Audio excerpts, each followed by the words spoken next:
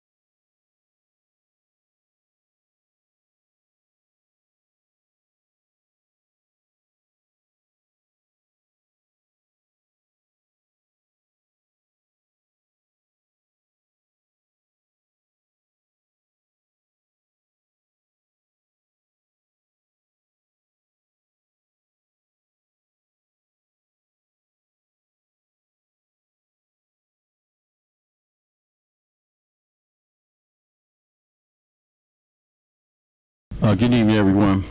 I'd like to call to order the regular board meeting of trustees for October 7th. Let the record reflect it is 6:41. Roll call, Madam Clerk.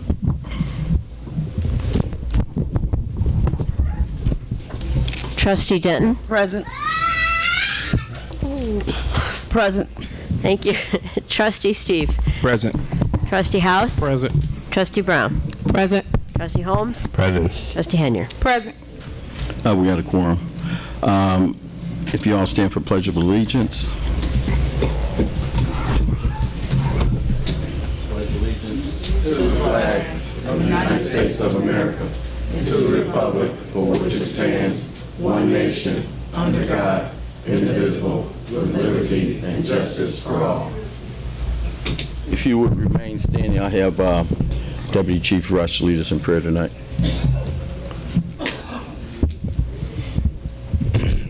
Let us all pray. Heavenly Father, we thank you for bringing us into this place. We trust, Lord, that you will guide us and take care of the business of Dolton. We trust that you would look over our families when we're away. And we thank you, Lord, for bringing us to this place safely. And we thank you for bringing us back home. We thank you, Father. We thank you so much for all you've done for us and all the things you're about to do. And with that being said, Lord, amen. Amen.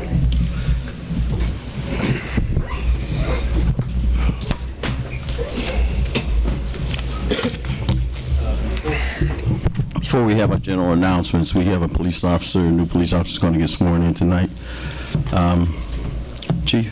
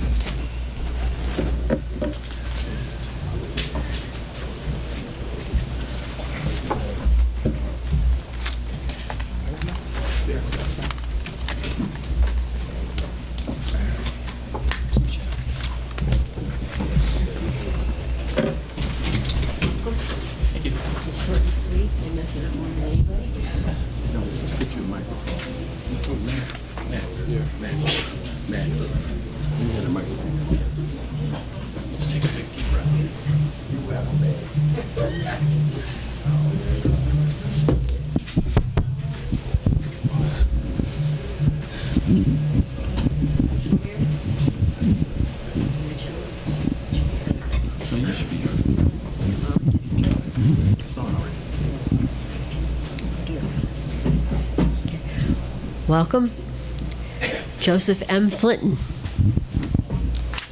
If you would raise your right hand, please, and repeat after me. I, Joseph M. Flinton, Joseph M. Flinton, having been appointed to the office of police officer having been appointed to the office of police officer in the village of Dolton in the county of Cook, in the village of Dolton in the county of Cook, do solemnly swear or affirm do solemnly swear or affirm that I will support the Constitution of the United States that I will support the Constitution of the United States and the Constitution of the State of Illinois, and the Constitution of the State of Illinois, and that I will faithfully discharge the duties and that I will faithfully discharge the duties of the office of police officer, of the office of police officer, village of Dolton, village of Dolton, to the best of my ability. to the best of my ability. Congratulations. Thank you.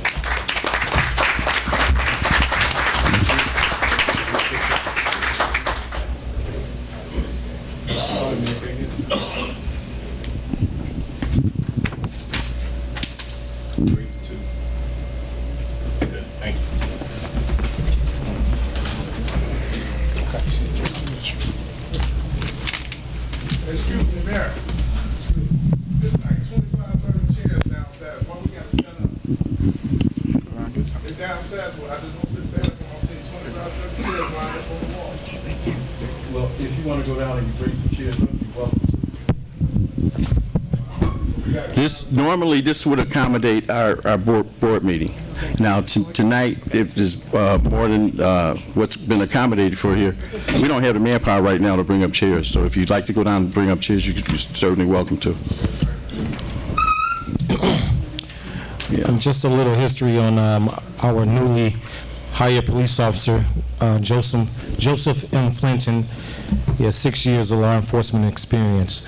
He spent 5 years with the Barrington PD Department, 2 years with Wonder Lake PD, and currently is with Hebron PD. He has a Bachelor's of Science degree in Criminal Justice from Rockford College, and he attended the Police Academy with one of our K-9 officers, Officer Louis Masucci.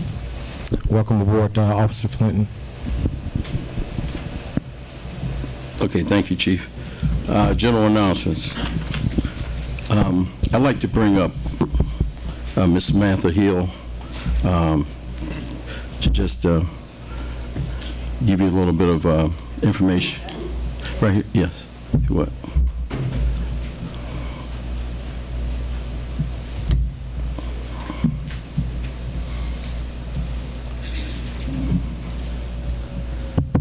Okay. Can everyone hear me? Okay. Okay. I wasn't expecting to go so soon. I'm actually expecting our newest site manager for this program, but I am here. My name is Samantha Wallace. I am the marketing manager for Community Nutrition Network and the Meals on Wheels Foundation of Northern Illinois. And I am really just here to announce our newest community cafe for older adults, 60 plus. It is currently in Dolton's new community church, where we serve lunch Monday through Friday. And lunch is generally served daily around 11:30 a.m. And we intend to really function as a part of the community that serves our older adult population, that provides them with nutritious meals that are healthy and in direct proportion to the types of meals that they are encouraged to eat as they age. But we're also here to function as more of a socialization aspect to the community. So we intend to do a lot of really great things for older adults 60 plus, which includes wellness activities, health screenings, and presentations, as well as just some really great social activities as well. So I will be here for a little longer. I know that we have some information towards the front of the room, and if anyone has any questions, please feel free to contact me or just single me out. I'm more than happy to speak more about it. Thank you.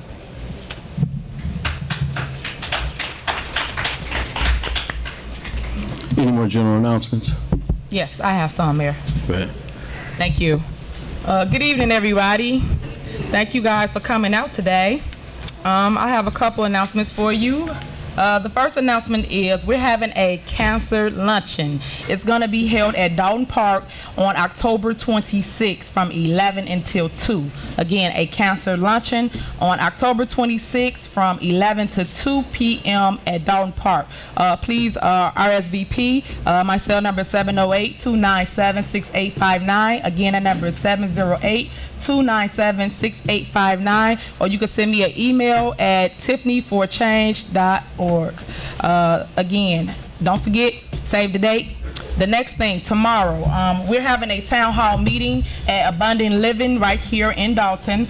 We have one every 2 weeks or so following the board meetings. If you guys are concerned or got any issue that you want to address, please join this movement. It's been a lot of people that have been in attendance. Thank you, Pastor Fleshman, for letting us use your location. And that address is 14540 Lincoln. Again, 14540 Lincoln in Dolton. Tomorrow, a town hall meeting. Okay. Now, you guys know we had the Stop the Violence march. It was September 21st. It was a huge success. All you guys came and supported it. I want to say thank you for showing up and showing out for community, because we needed it.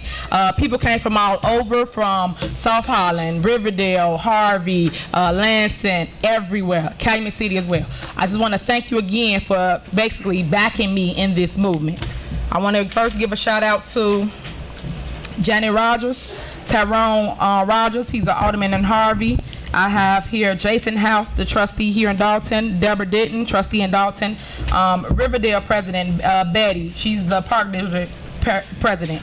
Danny, he's over the library board. Miss Copeland, library board for here in Dolton. And all my school board districts, District 205, Nina Graham, 149, and Miss Moody. And I also want to give a shout out to Stan Brown, NAACP, for showing out as well. I appreciate you all. Just to give you some more information of things that we did there, a lot of teenagers and kids showed up to this meeting. It was very good because a lot of times we don't have the youth. The youth actually came out, walked down the street. But the bad thing about this is I didn't have a lot of support from my board here, you guys. I want to just take a moment to explain to y'all kind of what went on, and that way you'll see what's going on in the Village of Dolton. First, I want to let y'all know these was the shirts, Stop the Violence shirts that we gave out that day, and on the back I got police for our police officers, as you can see. I got about 15 t-shirts that I was told to get by my acting police chief, Deputy Mobley, and basically I did not have the support of many police officers here, and that's a shame. I'm hurt by that because at the end of the day, police are our first responders. You guys are supposed to show up and be unified with us so that we turn to you guys for help. But we had a non-violent march, and I didn't have the support of my department here in the Village of Dolton, and that's terrible. So I'm pre-warning y'all so y'all know going forward. I did ask for support. I did announce this for 2 months here at the Village of Dolton at my board meetings, and I did make sure I had the proper channels to get the support from the officers. I got the runaround the day before. I did a route check with Deputy Lacey, and then also the chief as it related to the route. The day of the march, I literally went back and forth with my deputy chief on the route going down Sibley. He told me I cannot walk down Sibley. They tried to stop my march and tell me that I cannot march in the street, which I've done every single year for my council walk. So that bothered me. I asked him why, and of course it comes from above. He didn't say, but he just was like, well, my hands are tied. I told him, well, all these people came to march, and matter of fact, you guys, y'all need to give your hands, give yourself a hands applause for the 300 people that did show up. I'm sorry, I'm trying to make sure I get everything out, and there's so much to tell you, but it was just not good. The 2 board members that did support me was Deborah Denton and Jason House. The other trustees did not show up. I also sent an email to the mayor stating I would like to use our services for the camera crew to come out and film our walk. I was told by Ed Steve that per the mayor, that is not going to happen, and this was not a village-sponsored event. So I don't understand how it's not a village-sponsored event. I am an elected official. I was elected by the people, and I don't understand why I didn't have the support of my entire board up here. So these are the issues that I have, you guys, facing going forward. But you guys know me. I always say I'm a moving by myself, but I'm a force when y'all with me. I can't do it without y'all, but I want y'all to pay attention and wake up. And it's time out for all the garbage that go on up here. It's all about community and unity. And I'm just so happy to know that everybody from the surrounding suburbs came and support this movement, because we had killing after killing every other week, and it was about time for us to put some light on Dolton. I understand people say that's always in the media and we got all these issues, but at the same time, you guys, we got to put a plan together and come together. We shouldn't be divided like we were. We was really divided, and I'm here to admit that to you guys. But my community wasn't divided. I wasn't divided, and neither was the other 2 trustees here, but my board is divided, and it causes tension as it relates to the residents, and I have a problem with that, and you guys should too. But again, thank you. It was a success. Turnout was wonderful. Weather was wonderful. We had food trucks out there. We had Martin Johnson, he's an activist from Chicago, showed up. J. Mark Green, activist from Chicago, showed up. Jason, what's his last name? Jason Warner, he was there. He was the person from The Voice. I don't know if you guys watched that on NBC. He sung. It was really nice. So again, you guys, thank you. And I know I'm missing one thing, which was my gun buyback. I want to make sure I key on that before I forget. I had to reach out to the sheriff's office to get them to basically take the guns off the street as they was being turned in at this event. Unfortunately, my department stated that they could not do it, meaning my management, because some of the officers did show up. They told me they couldn't do it. I had to get somebody from the sheriff department to come and get the guns. The issue, you guys, I had was I tried to get the gift cards the day before, and I could not get the gift cards. They told me I had to ask the mayor for the gift cards. So I called the mayor to get the gift cards so that I would have these gift cards the day of, so people calling me want to turn in their weapons. I didn't have no gift card, no money for them. So that was another issue. I called him and left him a message and texted him, and he told me that he didn't respond. Well, the mayor didn't respond to me, so that was a wash. So all these issues, and it's like no resolution.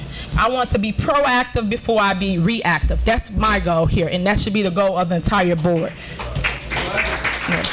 Thank you.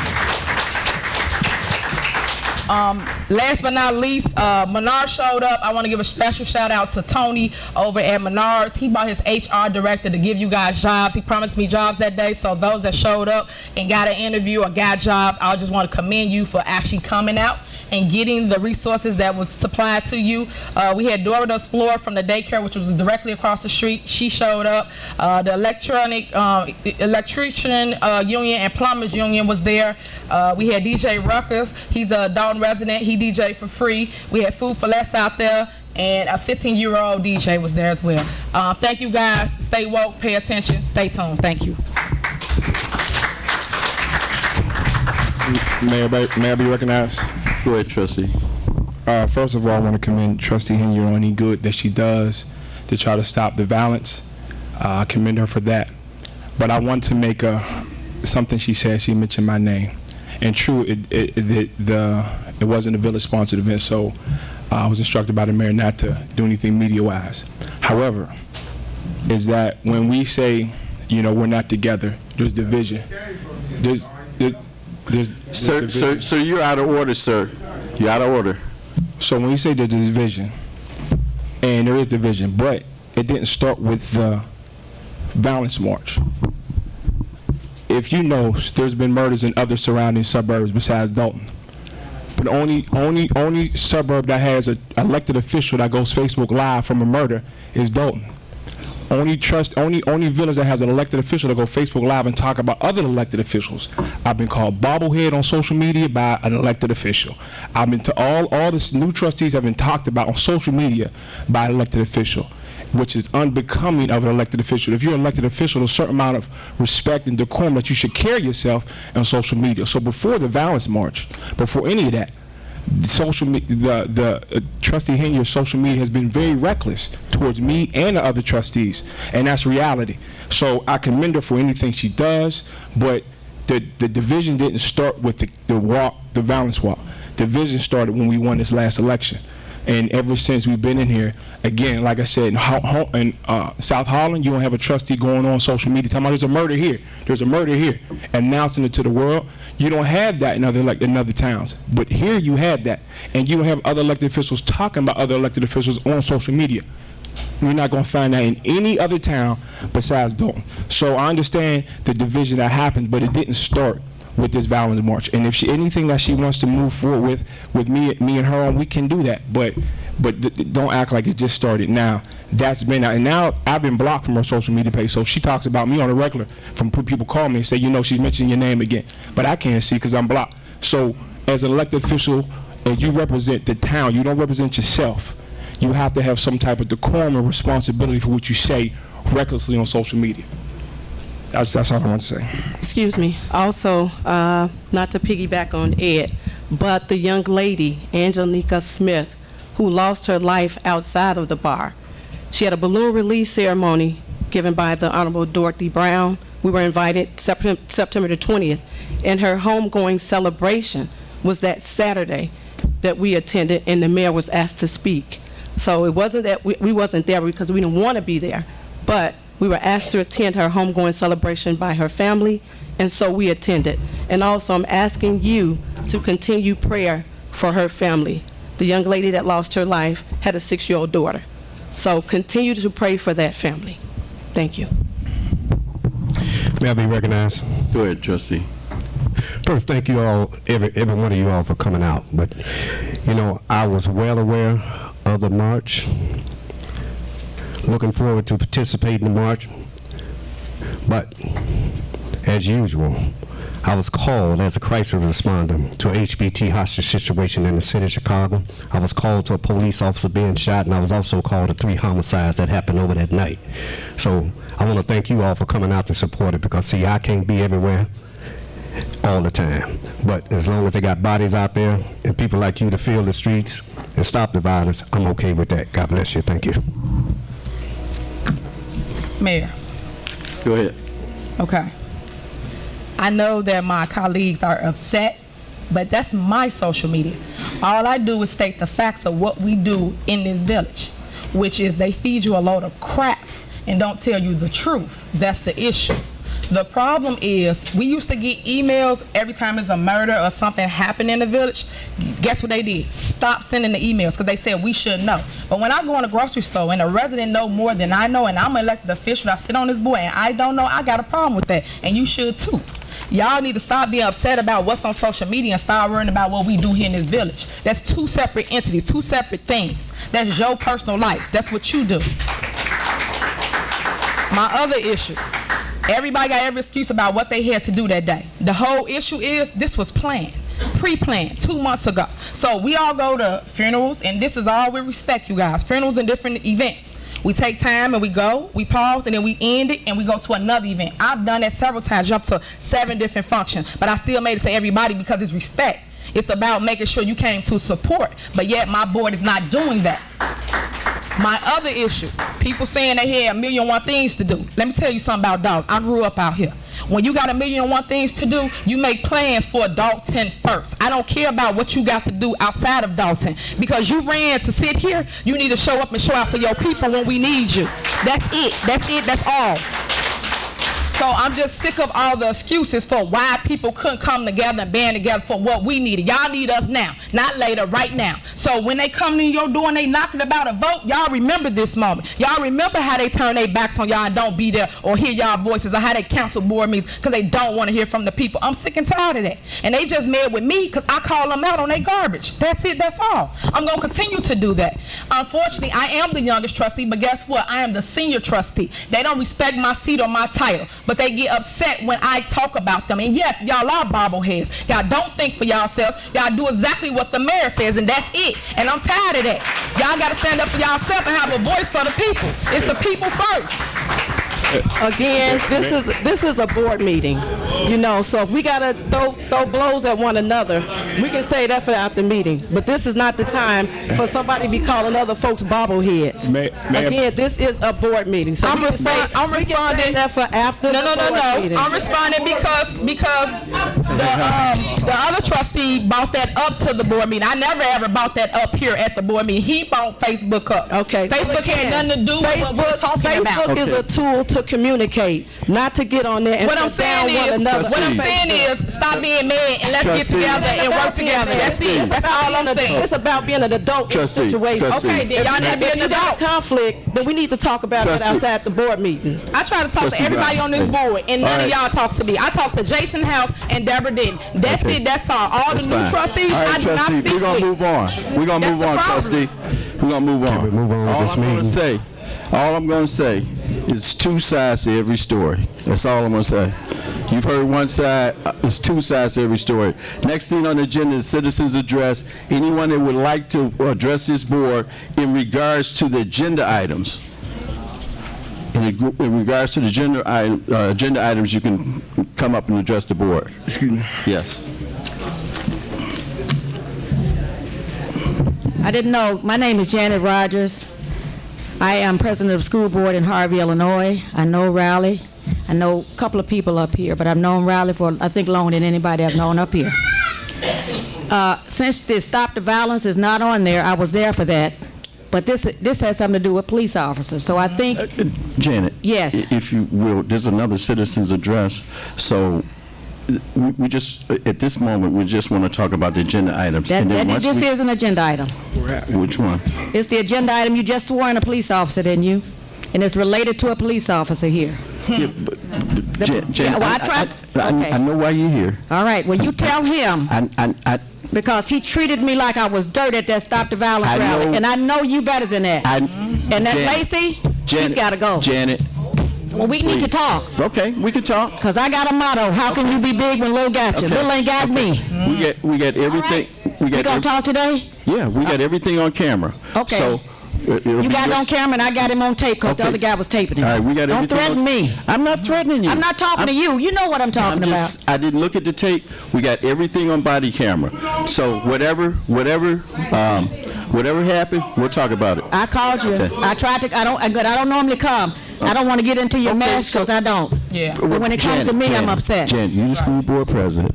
You know how the agenda go. That's it. But, right? but you know what? I do know how they go. And we're going to talk. And I tried to call ahead of time. Didn't I call? You did call me. All right. Nobody called me back. I know Yeah, because well, I was also waiting. I disrespectful was to him. waiting on to get that camera stuff, but a lot of things happened. And I got the video because it was on the body cam. I have not reviewed it yet, but we can all sit down and talk about what happened. Yeah, but I was threatened. I just want you to know. Okay, it'll show that on the body cam. Well, it's sure because I got it on tape where I was threatened. I'm just saying it'll about show it taking on the my body bike cam. to a pound, and you know you can't take my bike to no pound. Janice, You'll take me first. Janice. All right, Riley. You're the school board president. Yes. You know how this goes. Yeah. Okay. But it's not So we'll agenda talk. items only because that's illegal. So they better go back and do a double check on that when the public No, speaks. that's not true. Come on. Okay. Come on, Janet. Well, you tell them you're bringing up I'm the school board member now. You just said you were the school board president. I am. So you know how the agenda School board goes. president, South Suburban College member. You know how I'm to- over 64 school districts in the state of Illinois, Janet, but I know how they go. You know how it goes. That's right, but We're not gonna agenda talk. items. All right, we'll talk. Today? Today. All right. Thanks, Riley. Okay. All right, next thing on the agenda, does anybody want to speak in regards to the agenda? Good evening. Regarding new business A, approving the 2019 Cdbg agreement, what is that project and how much is that grant for? Mr. Smith, you want to talk about that? It's for infrastructure. Speaking to the mic. Grant for $400,000. Okay. And so all we're doing tonight is just agreeing to receive it? Approving the agreement. Take the mic. Okay. We're approving the agreement with Cook County to receive the grant funding. Okay. So have those infrastructure improvements been outlined specifically what those improvements are? There is a tentative outline of those in the agreement. Okay. When that's agreed upon, can that be made available to the public? I don't know, maybe here at the office? The clerk has a copy of the sub-recipient agreement that she keeps on file. Thank you. And then item D, will these blocks be removed from Moonlight? We'll discuss that when we get to it. Okay. And then also item agenda C, can somebody explain what that is specifically as far as anyone with a liquor license? Well, Trustee Hilton, you put that on, maybe she can explain it to you. You Matter just said we gonna of fact, we can explain that when we get to it also. Okay. All right. Thank you. Okay, you're welcome. Okay, moving right along. Next thing on the agenda is the village clerk's report. Thank you, Mr. Mayor. On the agenda, trustees, are a number of board meeting minutes dating from July 29 to date. I would ask for a motion to approve either separately or together. From somebody. Make a motion to approve the minutes with correction being made to the July 29th, 2019 special board meeting. One correction to be made. It states that I was absent, but it also states that I voted on an item, and we discussed this. So with the correction being made to that, I approve and I move to make a motion to approve the minutes. Second. There's been motion and second to approve the minutes with the modification as noted. Yes, thank you, Trustee Denton. You did discuss this with me prior to the meeting, and I double-checked my notes in the record, and while you were absent, I did mistakenly also list you on a vote, which I will absolutely correct. So with that correction made, I would ask for a motion to approve. Well, I do we have a motion to approve? from Trustee Denton with the correction, second by Trustee House. Okay. Any further discussion? Okay, roll call. Trustee Denton? Aye. Trustee Steve? Aye. Trustee House? Aye. Trustee Brown? Aye. Trustee Holmes? Aye. Trustee Anyard? Aye. Motion carries, 6 ayes. Next thing is communications. Yes, Mayor and Trustees, before you in your packet, you have a request from Dolton Bears. Find the bottom of all my minutes. Every year the Dolton Bears have the parade. This year they are requesting permission to parade on this coming Saturday, October 12th, beginning at 9 a.m. from 142nd and Chicago Road, now King Drive, and ending at Dolton Park.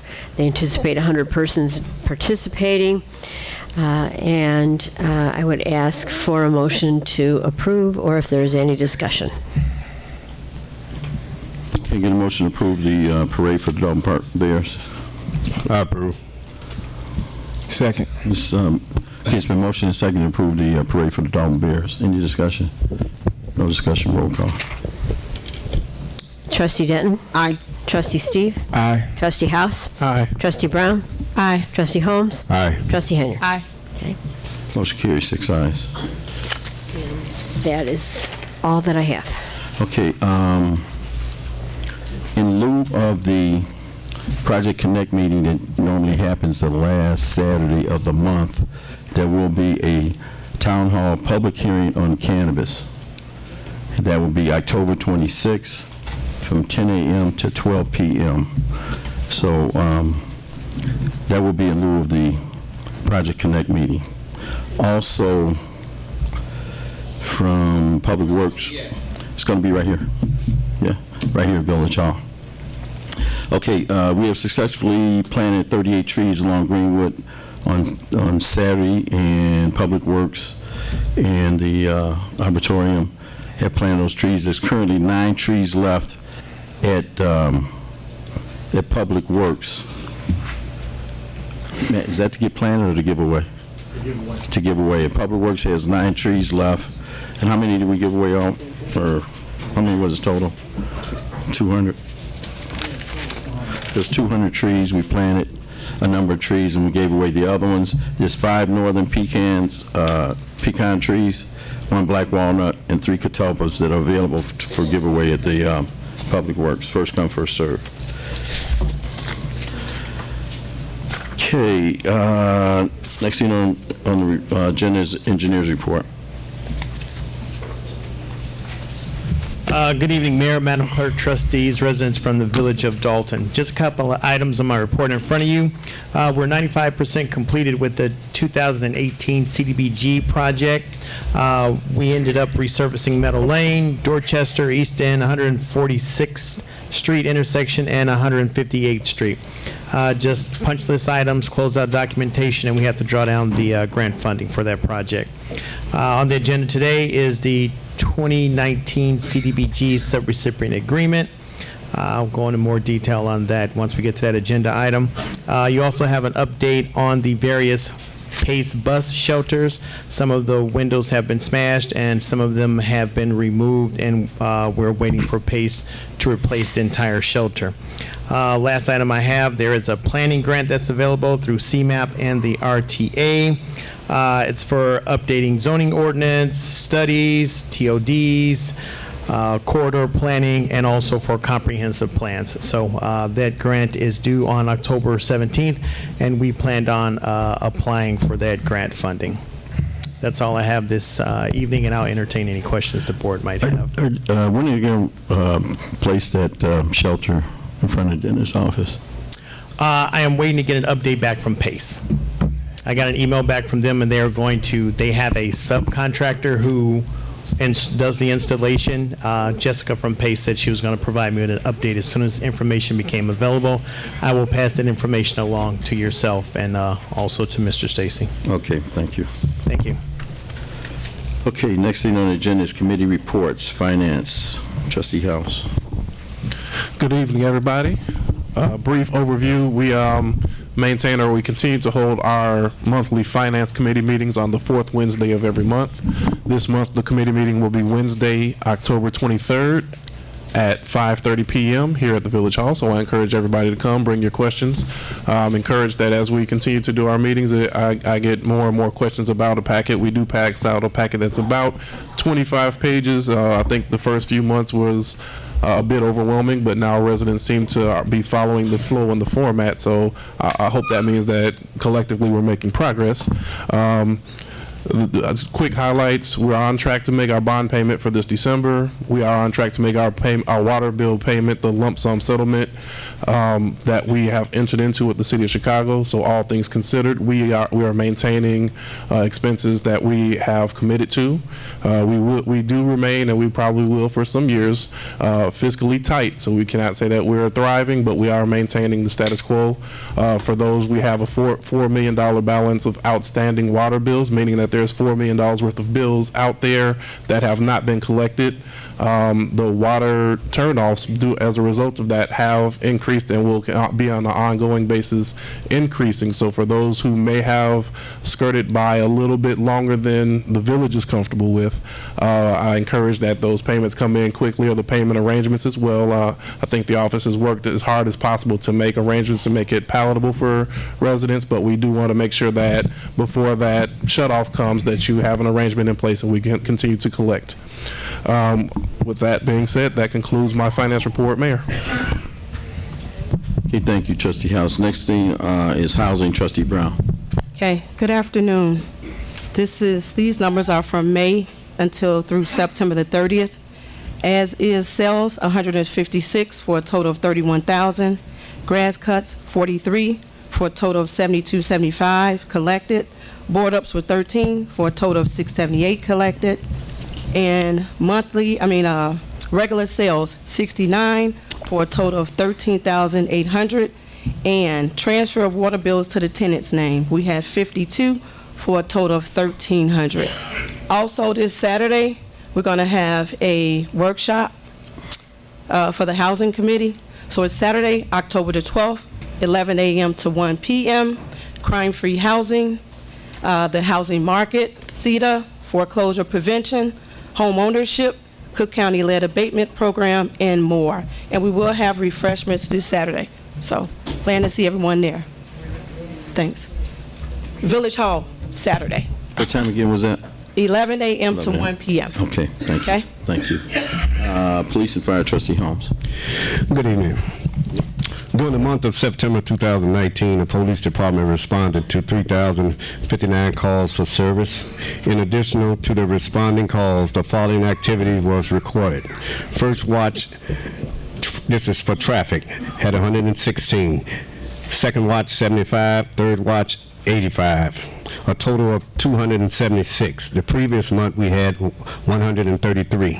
Parking violations, first watch 72, second watch 119, third watch 83. Total of 274.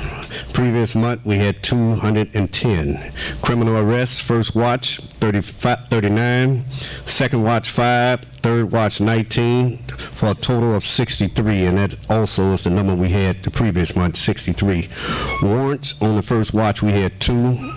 Warrants on the second watch we had 4, for a total of 6. Previous month we had 12 that are completed.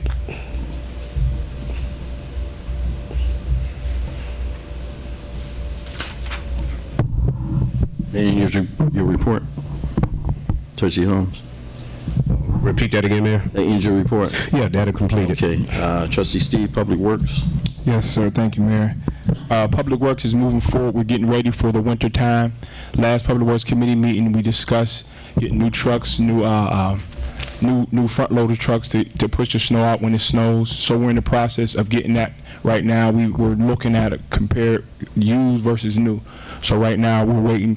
The next thing is the mayor got to come over. We got to look at the old trucks and we'll make a decision on the truck. So right now we are prepared and moving forward. Public Works to get ready for the winter time, which is key, and that snow will be here shortly. Also, Mayor, after this, I'm going to follow up Melody Fitness, give an update on Melody Fitness. Melody Fitness, we had our weight loss challenge this past weekend, which was a huge success. we had maybe about 60 to 70 people sign up for the weight loss challenge, and one day we got 10 new members. And this month, we're at October 7th, we're at about 30 new members right now. So we're moving up. We have the state inspection for the pool Wednesday. So if everything goes smooth, my goal was to open up, if we have the good inspection Wednesday and everything goes smooth, God willing, we'll open up next week, the pool. So that's a big thing that the residents have been waiting on. And my goal is to average maybe 100 to 150 new members a month. And it can be done because we've got 30 right now with little to no marketing. So Melanie Fitness is moving up. And that's it for my reports, Mayor. All right, thank you, Trustee Steve. Next thing on the agenda is corporate bills. Can I get a motion to pay the corporate bills? Motion that we pay the corporate bills. Second. It's been motion and second to pay the corporate bills. Any discussion? No discussion, roll call.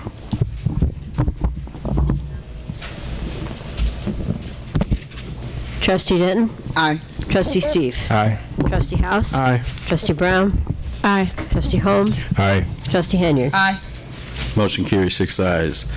Next is old business. Approval of the lease agreement for Melanie Fitness Center for Rashidat Detox Cafe. Trustee Steve? Yes, sir. Thank you, Mayor. We will be opening up, once we approve this, she opens up October 19th, a detox cafe. So she has smoothies, salads, wraps. It's healthy food right there in Melanie Fitness. So if you come in there and get something, maybe you'll be inspired to get a membership at the same time. So if you want to come get some healthy food, October 19th, there will be a grand opening. So to have that detox cafe in Melanie Fitness. Also, we will be sending an RFP RFP out for massage people. We have a room in there, so we need a massage therapist in there, and that's another source of income in the Melanie Fitness. So that will be coming soon. Be on the lookout for that. So I just need can I get a motion? I want a motion to approve this detox cafe. Second. Okay, so motion to approve detox cafe. Any discussion on that? Roll call. Trustee Denton? Aye. Trustee Steve? Aye. Trustee House? Aye. Trustee Brown? Aye. Trustee Holmes? Aye. Trustee Henyard? Aye. Motion carries 6 ayes. New business, resolution number 19R-022, approving the 2019 Community Development Block Grant, other known as the Cdbg grant, the sub-recipient agreement for project number 1906-009. Engineer Smith, I think you explained it already. Can I get a motion for the approval of this block grant? Motion to approve resolution number 19R-022. Second. Okay, it's been motion and seconded to approve the resolution number 19R-002, the CDB block grant. Any discussion? No discussion, roll call. Trustee Denton? Aye. Trustee Steve? Aye. Trustee House? Aye. Trustee Brown? Aye. Trustee Holmes? Aye. Trustee Henyard? Aye. Motion carries. Item B, renewal of the MABUS 24 automatic aid agreement. Deputy Chief Rush, you want to explain this?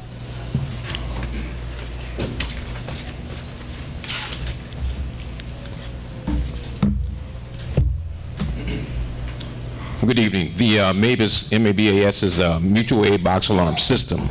It's primarily for fire departments where they pretty much say, you help us, we'll help you. That's pretty much what it is. And it's 19 departments, and MABUS 24 is where we're at. I mean, there's a bunch of stipulations in it, but that's pretty much what it's saying. If you bring your equipment and your manpower, we do the same thing for you. There's no department in the south suburbs that can support themselves when it comes down to a lot of heavy fire load. And just to give you an example, a one-room fire dictates approximately 15 firefighters on the scene. So that's the reason for the MABUS 22 agreement, which is renewable once every 5 years. And if there's any questions I can entertain, I'll be happy to do so. Okay, Mayor? All right, thanks, Chief. All right, sir. Can I get a motion to approve the renewal of the MABUS 24 automatic aid agreement? Motion to renew the MABUS 24 automated agreement. Second. Okay, it's been motion and second to approve this agreement. Any discussion? No discussion, roll call. Trustee Denton. Aye. Trustee Steve. Aye. Trustee House. Aye. Trustee Brown. Aye. Trustee Holmes. Aye. Trustee Henry. Aye. Motion carries. Item C, armed security cameras, anyone with a liquor license. Trustee Henry. Thank you. I put this on the agenda because I wanted to hear from my Board of Trustees today as it relates to security cameras or armed security guard with anybody with a liquor license in the Village of Dolton. I ran this through our village attorney, and he stated that I could not do armed security, like an armed security guard. I had to do camera system. So I just want everybody to weigh in and tell me how they feel, if they think that's a great idea, because we have had a lot of crime in Dolton. I think everybody should have a camera system that do work, and that if the police come to your establishment, they can pull the feed and help out with the crime. So I'm opening it up for the Board of Trustees to respond. I agree. May I be recognized, Mayor? Go ahead. You know, so often on these crime scenes, people are not talking anyway. Then we got to deal with the stores and some of the residents that their cameras are not working. I'm in agreement with the cameras, but who's gonna go to these stores and monitor and make sure that they are working? See, when a person is shot on the streets, they ain't working. But when they rob that store, that gas station, then they working. That's what we've been running into. They'll work real quick when that money is taken from that store.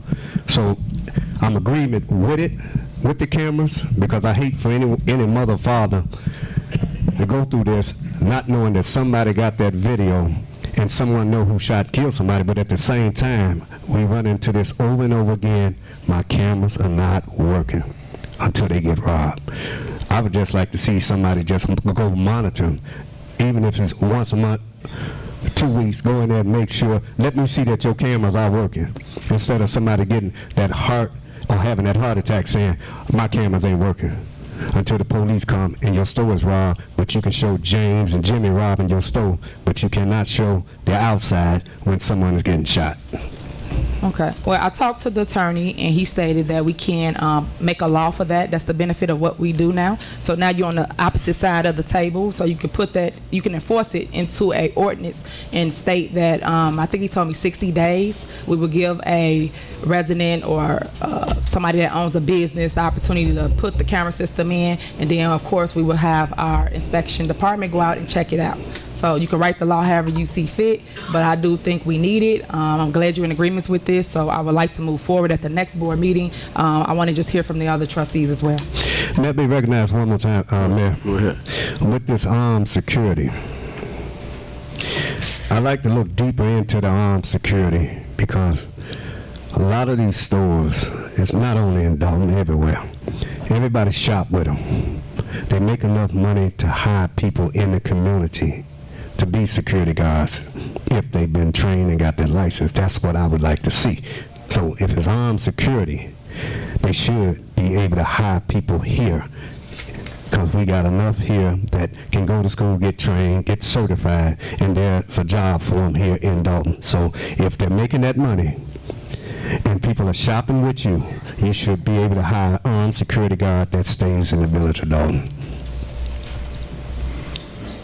Okay, now, are you saying for every business, or you want to stick to what anyone that got a liquor license? The attorney advised me that I had to do a liquor license, and I couldn't do the entire community like a clothing store or anything like that. So it was more geared towards the people with the liquor establishments, because that's really where the most crime is. Not saying the other places don't, nothing may happen. I'm just stating. That's what he advised me. Yeah. Okay, anybody else want to chime in on this? I just think it is a proactive move, and we should get on board. Thank you. I'm in agreement with it. Let's move forward with it.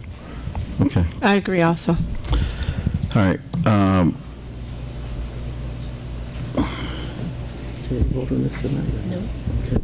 All right.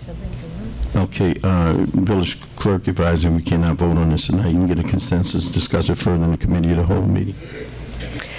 Okay. I'm sorry, Mayor, yes, this is an item that would need an ordinance. prepared by the attorney, and the village attorney will need some direction on the specifics. The next meeting is a committee of the whole. I can put this on the agenda for further discussion for preparation of a final ordinance at the November first meeting of the month for a vote, if everyone is all right with that. Well, what I was going to do is, since everybody in favor, I was going to chime in through email so it don't get prolonged no longer, and that way everybody can kind of say how they want the law written or talk to the attorney and tell him what you want in the law. That way we don't have to wait 2 weeks and talk about it again, then wait another 2 weeks before we put it into action. The next regular board meeting is the first meeting of November. But of course, absent any potential violation of the Open Meetings Act, the trustees are certainly free to weigh in with the village attorney in the meantime to fine tune. But I will place it on the committee of the whole meeting on the 21st, unless you don't want me to. No. I want it on there, but what I'm stating is I'm going to have a written copy of what we will be voting on the next following meeting from the attorney. So he's going to draw an ordinance up. But I want everybody to chime in before we get to that point so that he can write what everybody feel in the law, is what I'm stating. Okay. Next thing on the agenda is remove concrete center blocks from Moonlight. Trustee Henry. Okay, thank you again. Thank God, you guys. My items have been making it to the agenda, so I appreciate that.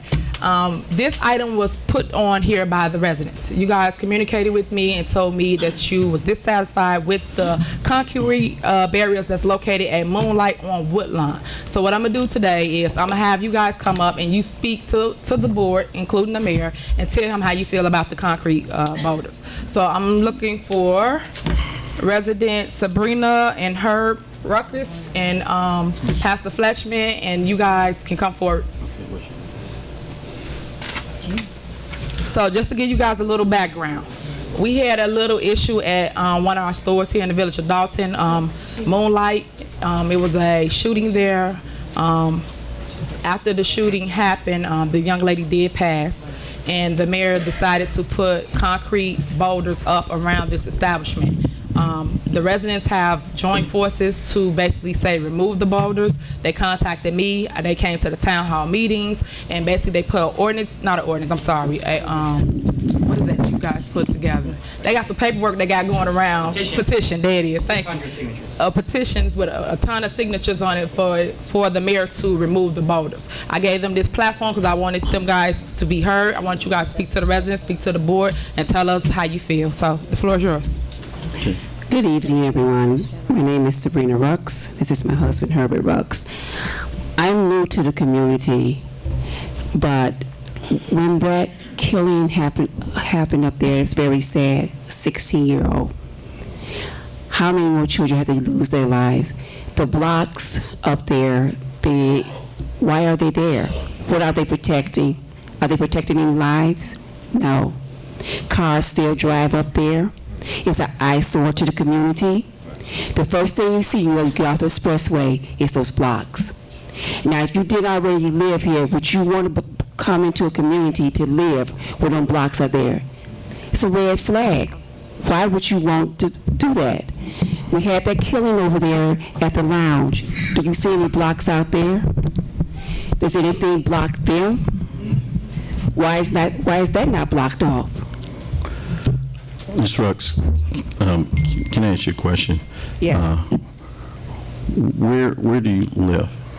144th and Ingleside. 144th and Ingleside. Correct. Okay. The residents that live at 142nd and 100 block of Woodlawn, I have not, unless there's some here tonight and some that I don't know about, but when we put those blocks down, there was accolades in regards to trying to get something done from the loitering and the loud music and the drug traffic.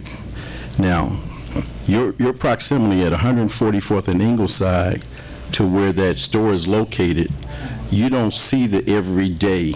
No, see. You don't. Can I finish? I'll let you finish. Okay.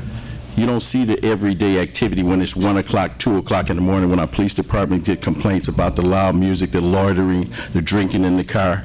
So what would you suggest? How would you suggest stopping that type of activity? Well, Your Honor, Well, we've been there a lot longer. I mean, we've been there 13 years. We've been in the community. Okay. And when we get off the expressway, anybody that comes off the expressway, you're going to see the blocks. So it affects the whole entire community, even though it's not on my block directly. Right. But it is a definite eyesore. Okay. And like my wife said, that doesn't deter crime. Fortunately, I noticed since these shootings, I've seen more police presence, but I think it'd be better. There's some hot spots. We know areas that may concentrate with these types of activities. Those are the areas that you need to concentrate on. A block, no one wants to go to a community and it looks like a fortress. It's offensive, and it doesn't really.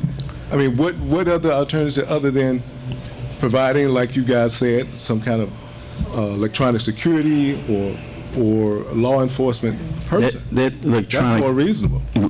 Electronic security, just as Trustee Holmes says, you know, there's always a problem when there's an incident and the so business we need has fines. And it has the. We find people all the time with tickets and stuff. We're talking about business people. We're talking about business people. You don't think business people get fines They here? have to. I paid $250 for a building permit. You don't think business people get fines here? I can show them to you. Well, then there's got to be some kind of recourse. What's your solution then? What's your solution? If you were living, if you were living across the street, armed security. If you were living, then we need armed security. If you need to feel safe, Your Honor, we need to feel safe. And that's what I tried to. That was an immediate solution. Once we can afford to put guardrails there will be guardrails there. Okay, somebody else. Hey. The thing is, that was an immediate solution. You don't live across the street from that store. You don't see all the trash that's put out there. Whatever affects Dolton affects me too. I'm a member of this community. It's not one block. It's not one block. It's the community. And there are several signatures from Woodline residents on here. Okay. As well. And my husband also made several calls to Miss Elizabeth Scott. He left messages. We were out of town at our niece's wedding on a Friday, and we were calling him out of town, and we never got the courtesy of a phone call back. Never. We was completely ignored. Practical solution. Trustee Steve, you've been in the community. You talked to some of the residents across the street from that store. Yes. Me. What kind of input did you get? Me and Trustee House went over there. He went over there one day. I went over there one day. I talked to the residents over there. Yes, the blocks are eyesore. The reality, I was out there for 20 minutes. That's a hot spot. That's a hot spot. If you take the blocks down, all they're gonna do is park right there and be even hotter. So my suggestion is that we do something to either take their liquor license or shut the store down. Because whether the blocks are there, whether the blocks move, that's a hot location. I was out there for 20 minutes talking to some residents out there, and I see how so many cars pull up, stop, and true, but the blocks being there doesn't stop the traffic.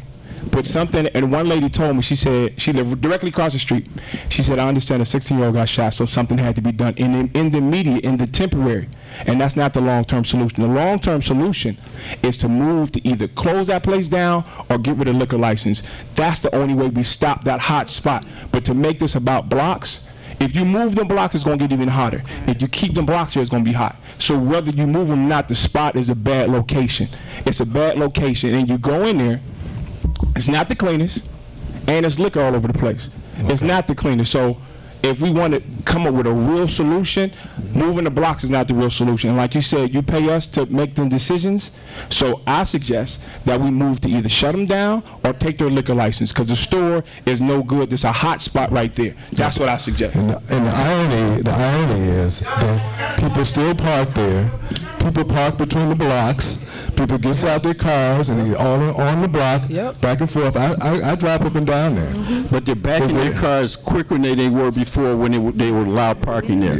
I've been by that store at 1 o'clock in the morning, 1:30 in the morning, loud music. I see drug transactions happening, people sitting in the car drinking, and we have to respond to the neighbors that are there. You don't walk across the street from there. A fortress block is not the answer. That's what's the immediate solution. It's not the long-term solution. So when are we going to see a change? And I'm going to tell you something. If it's temporary, then how long? I'm going to tell you something. The previous owner there got cited for selling underage liquor, and when the new owners came in, I talked to them. I told them the problem that was happening. Oh, Mayor, it's not going to be anymore. We're going to make sure we got security. We're going to move them away. It did not happen. Constant complaints, constant trash, constant loitering, drinking in the car.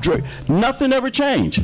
So we're having a problem of enforcement. And the attorney behind you, he came in last week, talked to me about, Mayor, hey, we promised this time we're going to have security. I heard that all before. It never happened. Sir. And you said with the new owner, there's a big old sign saying no loitering. Now, if you're gonna apply the law, if you're gonna follow your ordinance, you need to enforce them. So the blocks are not moving right now. Services. The blocks are not moving right now. Mayor, recognize. We're gonna keep making an issue of it. Good, trustee. That's fine. We can't reduce this to about the blocks. It's a hot spot. It's not a good spot. So what I'm saying is that whether the blocks are there or not, it's going to be a hot spot. That's not the only spot. Maybe we need to get some petitions going. I'm not talking about move the blocks. Get some petitions to actually close the place down. Period. Listen, I believe you're absolutely right. It's not about the blocks. It's not about the blocks. But it is about a solution. And the blocks are not a solution. Now, as community leaders, as community members, we did go over and speak to the owners of the store. The conversation that we had with them went like this. What are you going to do as a viable business owner in our community to make this different? The owner of the store said, all I need is 5 parking spaces. Wait a minute. I will do whatever is necessary to block off, cage off, whatever needs to be done to beautify that parking area. Secondly, the suggestion was made about armed security. But the suggestion in making of armed security was this: let it be off-duty Dolton police officers. That way you increase the presence of the Dolton police officers. When they're off duty, they're making a little extra money, but still there's a police presence. And so that we don't need Joe and guys out of the community to actually police that place. We need actually Dolton police officers. I think that would be great if we had Dolton police officers to do it. I agree with you. May I be recognized? May I be recognized, please? Trustee. I agree with the whole heart about armed security, but I'm gonna put it to you point blank. Police gonna police.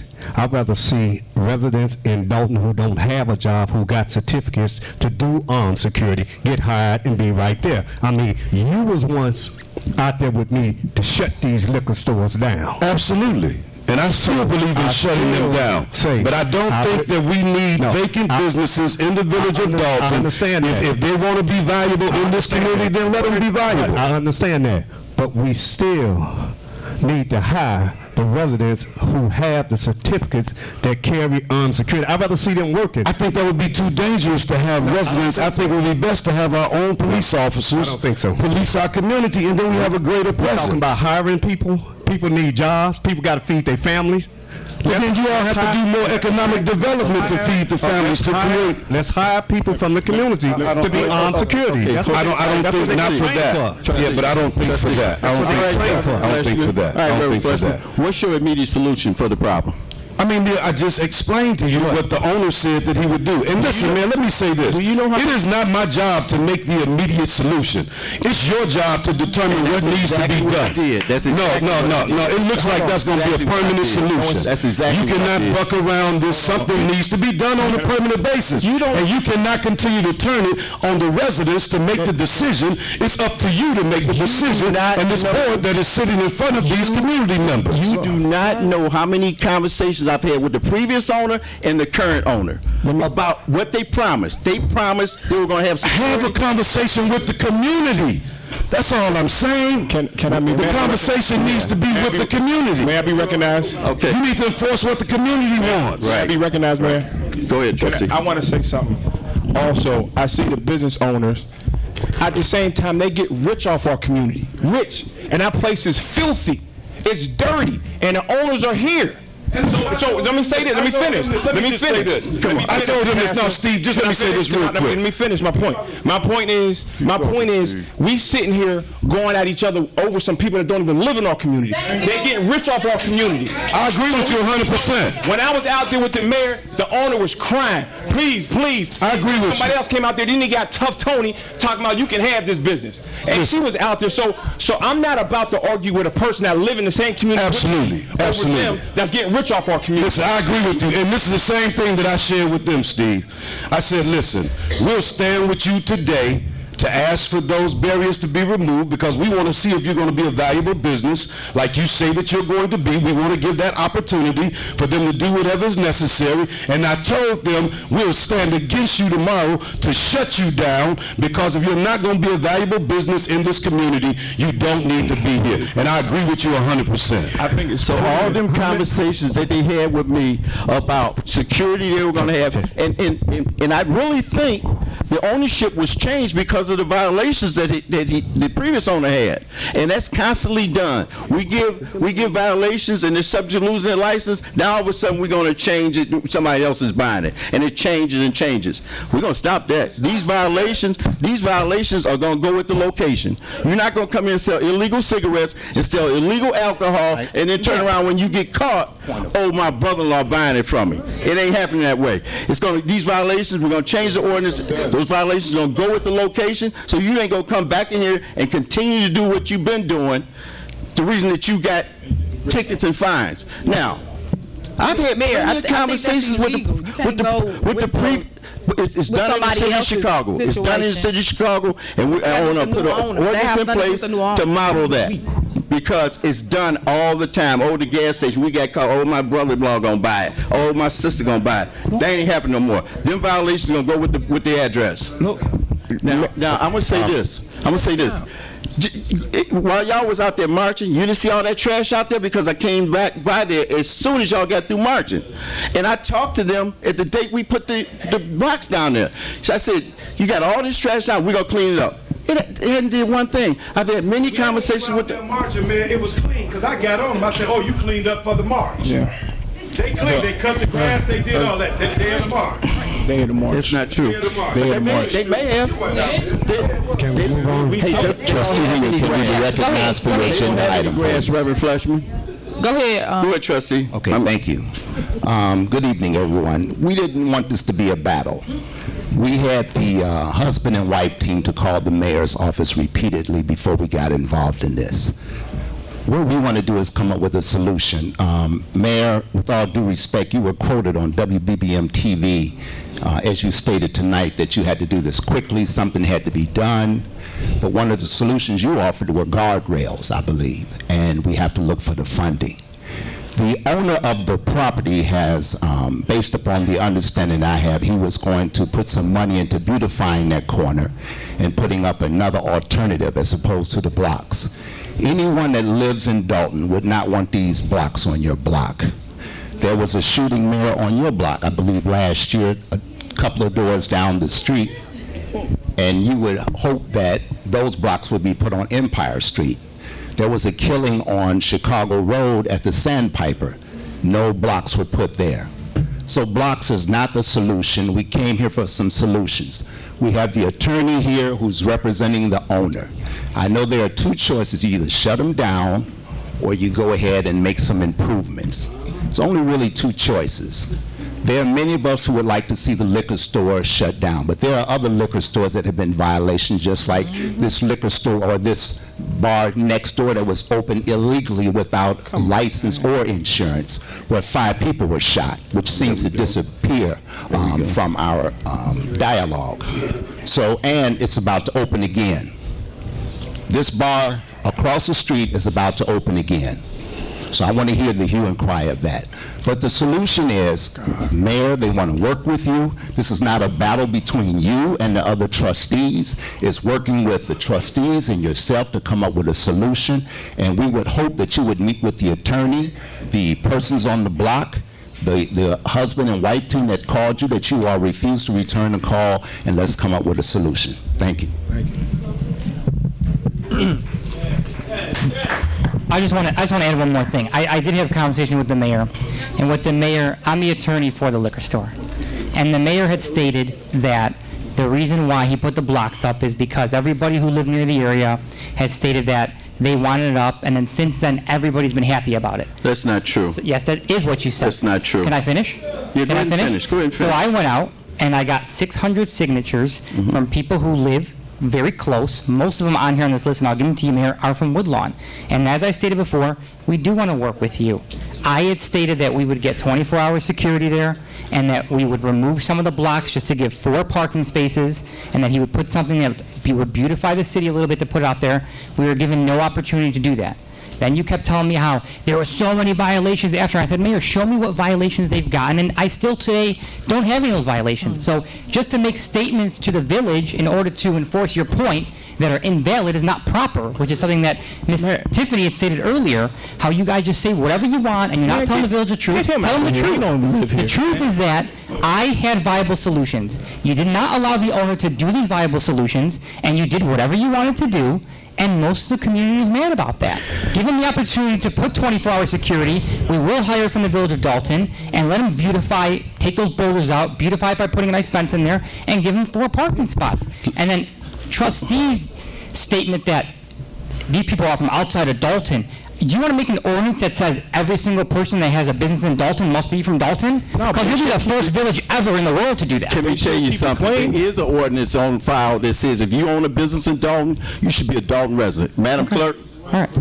Are you enforcing it? We're not enforcing it. Okay, so then you can't single them out. Now, let me ask you. You're about singling people out. Weren't you the attorney on the sale of the business?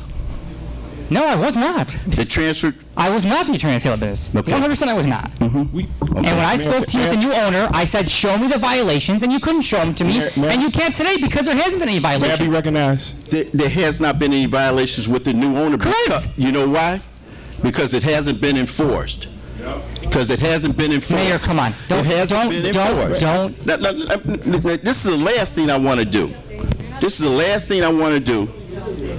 Those blocks are not the long-term solution. I have a long-term solution. Would you allow them to do the long-term solution? And I've got one too. That's city property, and we're going to protect it. Would you allow them to do their long-term solution? It's going to cost us some money to put up guardrails, but I'm going to put up guardrails. We're going to pay for the guardrails. We're going to pay for the guardrails. You want to pay for the guardrails? Yes. Give us 4 spots. We'll pay for the guardrails. But we don't want guardrails. We want something better than that. I'm not going to risk the chance. I'm not going to risk the chance of the loitering to begin again and the drug trafficking there to begin again and take the risk of somebody getting hurt there. Mayor, can I be recognized? Go ahead, trustee. Mayor, I want to say something. Again, I'm going to reiterate my point, is that, yeah, every business owners don't have to live in the village. That hasn't been enforced. But if y'all were going to do that, y'all would have done that before the shooting. Right. The place been dirty. The place been a mess.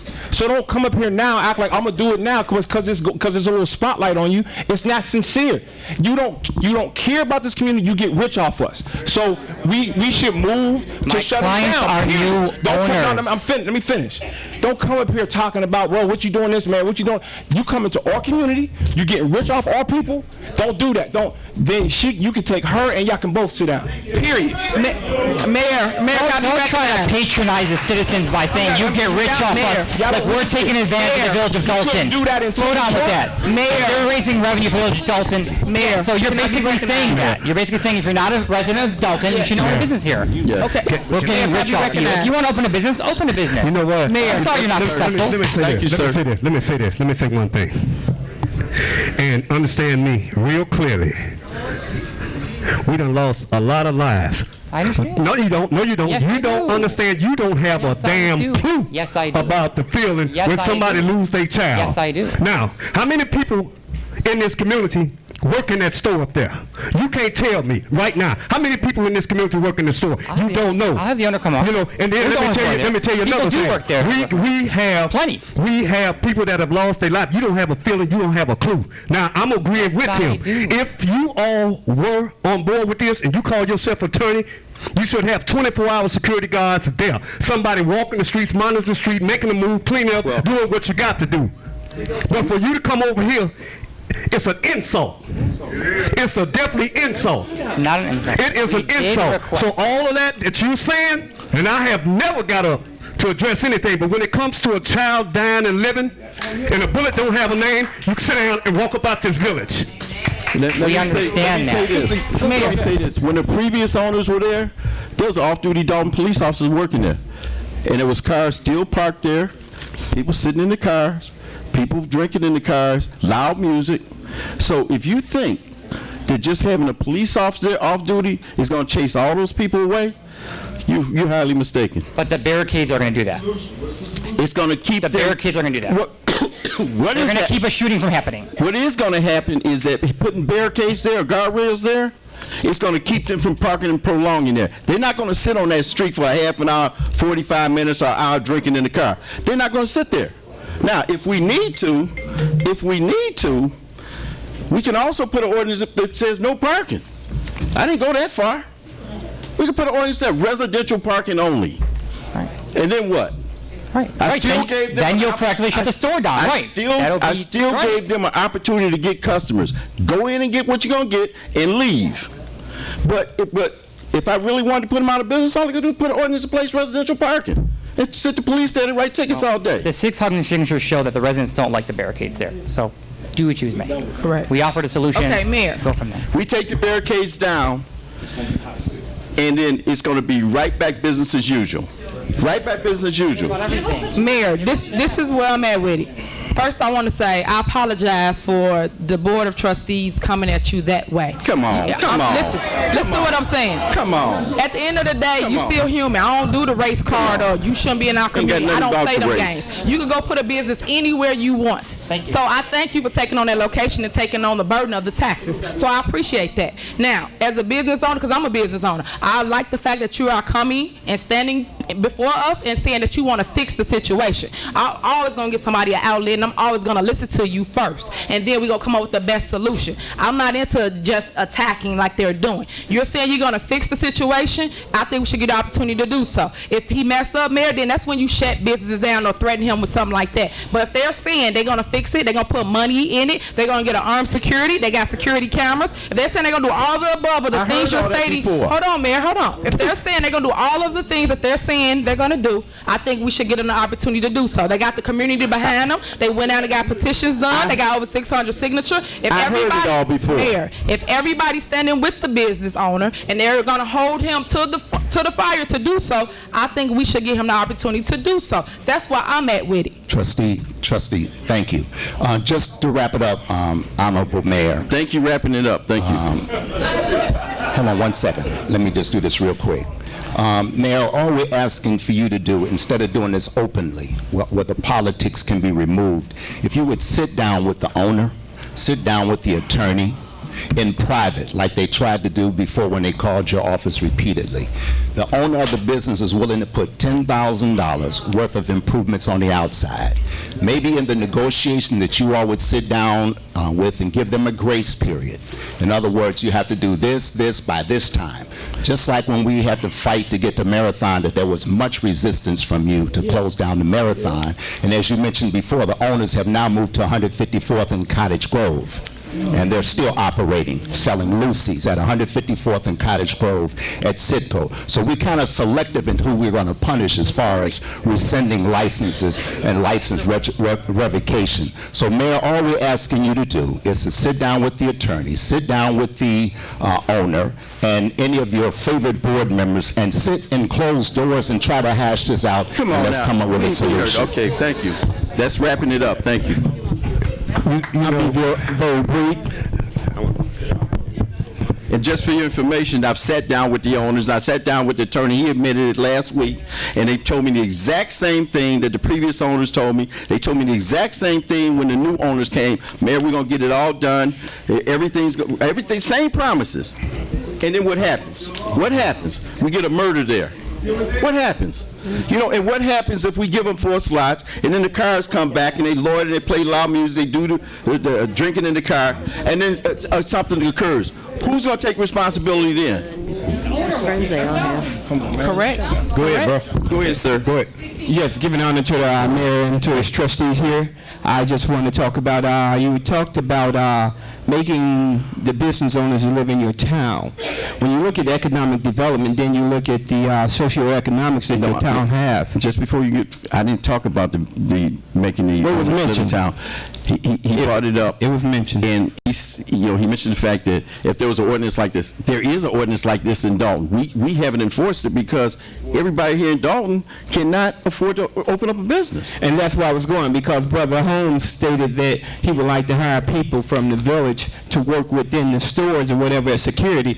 And if you're asking people in your village to become business owners, and a lot of them, when you look at the per capita, what they make on an average yearly basis, they can't afford the businesses. Right. So then you're going to be putting people out of work more so than putting people into work. Well, I disagree with you, because when we started getting new businesses here, and I met with those potential business owners and ones that they eventually came in and opened up business, our first demand was they wanted speedy permits, speedy inspection. That's fine. Our first demand was to hire residents.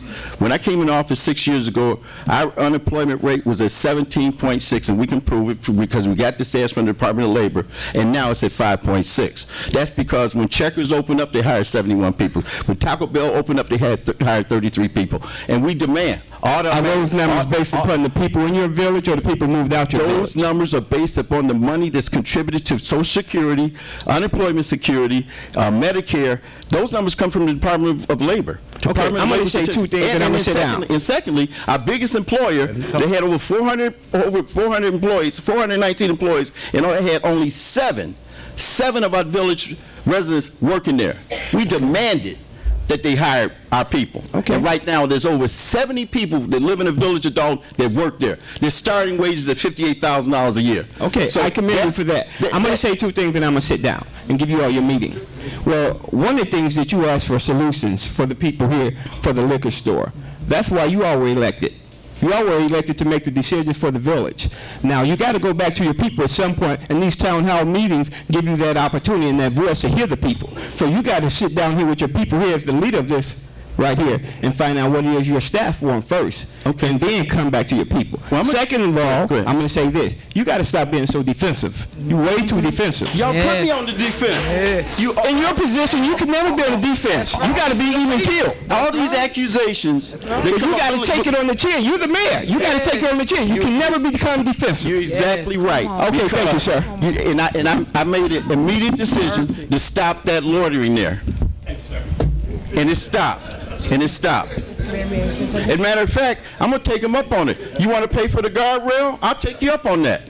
Mr. Mayor, may I say something? Okay, we'll get an estimate. We'll start getting estimates tomorrow. May I say something?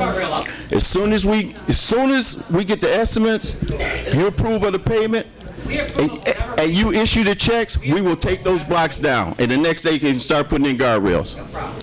Mr. Attorney, if you plan to submit those petitions to the village, those would be to my attention. Thank you. Okay, Mayor, I just want clarity. I'm just making sure I understood what just happened. So you're going to allow them to have their parking spaces and add guardrails, or what was the understanding? No, we're going to put guardrails there. I'm going to protect that area. I'm going to protect that area. Say that again. I'm sorry. What you say, Mayor? Okay. Mayor, what did you say? Okay. The next thing is the mayor's report. I don't have anything else. I don't have anything to say. And then now citizens address. Anybody want to approach this way? Citizens address. Let's go.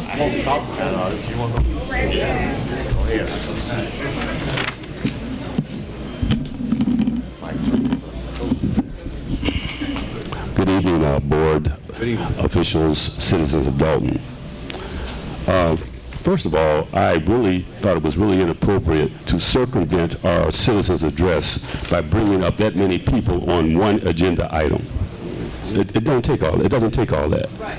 I mean, you could have made your point without doing that. That was low down, and it was inappropriate. Right. There's no way people that don't even live here should speak before we do about anything. I don't give a damn what it is. And that's number one. Okay?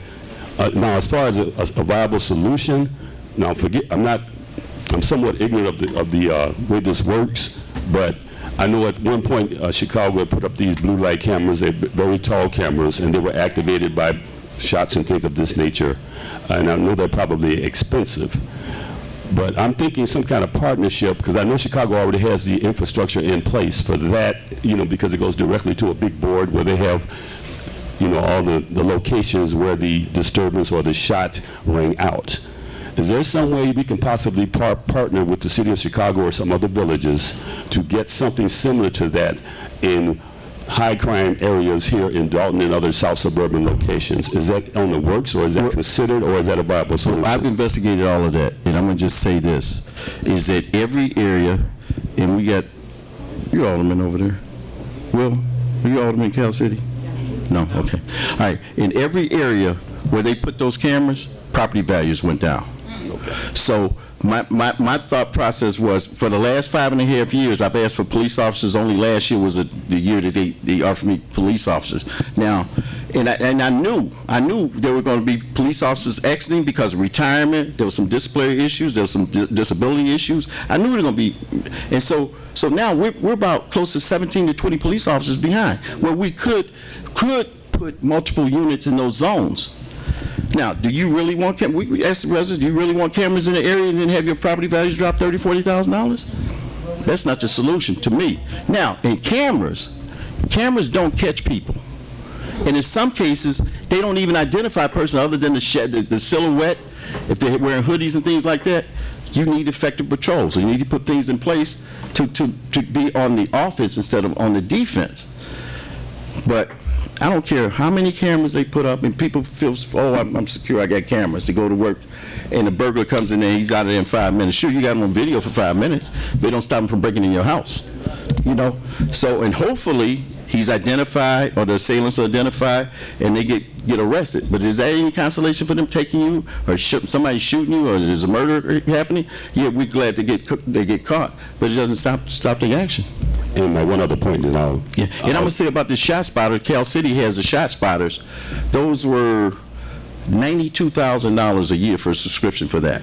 And what that does is, it immediately, where the shots are rang out, it immediately goes into the car. They know exactly, they can respond quicker, but it doesn't necessarily catch the offender. I think I hit a senior moment. I forgot my name. Oh, I remember. One of the gentlemen made a point of taking Dolton police officers and putting them in these positions. Now, it was just mentioned at the last special board meeting that the few officers that we have are inundated with overtime. They do not have any more energy for anything else other than their regular jobs. So the very thought of trying to put more overtime on them to patrol somebody's private business is absolutely ridiculous. Now, this is a so-called private citizen, or prominent citizen, I should say, that made this solution, and that is definitely not the answer. So until we get those extra officers or something of that nature, or some professionals in the spot, I don't see how people can even think of putting more overtime on already overburdened police forces. Thank you, sir. And that concludes my address. Thanks.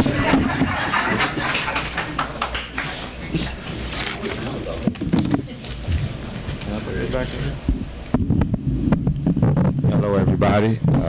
My name is Lavelle Applewhite. I'm the president of the Dolton Bears. I see that this meeting was kind of heated. I'm up here to talk about my kids. So I understand what happened. Trust me, I'm not trivializing anything, because I I have a real affinity for children, so with the young lady being shot, I felt that I did. I'm not going to talk about the blocks because they ain't got nothing to do with me. Period. Not saying that being part of the Dolton Bears, that doesn't break that, but I'm really here. I wanted to first off thank everybody. Thank you for approving our parade. I wanted the Dolton residents to come out for the parade. If you don't do nothing but stand on the porch, just wave at the kids, I think that would really do something for them.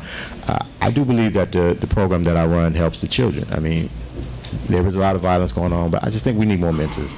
And I think my program is trying to do that. So I wanted to first come, thank you for that. I wanted to also thank the residents who helped us when we were out tagging.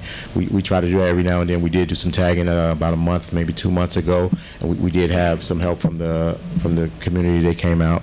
But we also came and we asked the board for help for buying equipment. I did put the email in, and I talked to Mr. House once. I mean, we just didn't get back with each other. So I wanted to ask what was going on with that part.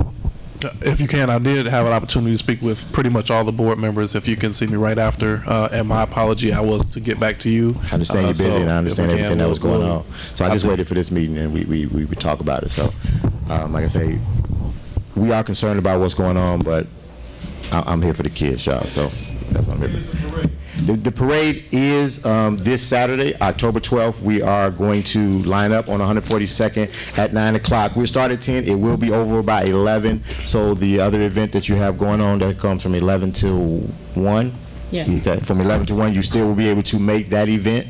I think that's a really good event too. I'm a contractor, so I do anything that got to do with houses. I think people should get involved with that. You should come out to that event, but also come to the parade. After the parade, if you're not coming to that event, we will be having a pep rally for the kids. You can come out, cheer for them, yell for them, everything. That will be at Dolton Park. It will run from about 11 o'clock to about 12:30, 1 o'clock. Some of my coaches get long-winded when they're describing the kids, so 1 o'clock will be the end of that, but that's it. And then Sunday, we are having our homecoming game. We are playing at Thorn Ridge, so we like everybody, if you have the time, come out. We start games at 10 o'clock. My 6 and 7-year-olds play. It's one of the best games you're going to see.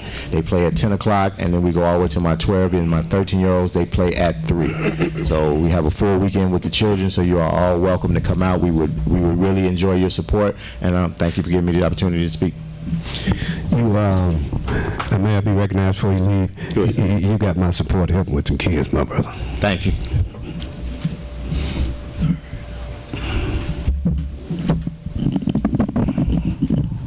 Good afternoon, everybody. Good afternoon.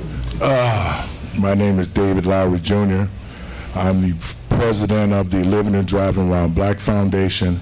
I'm also the former president of the NAACP South Suburban Branch.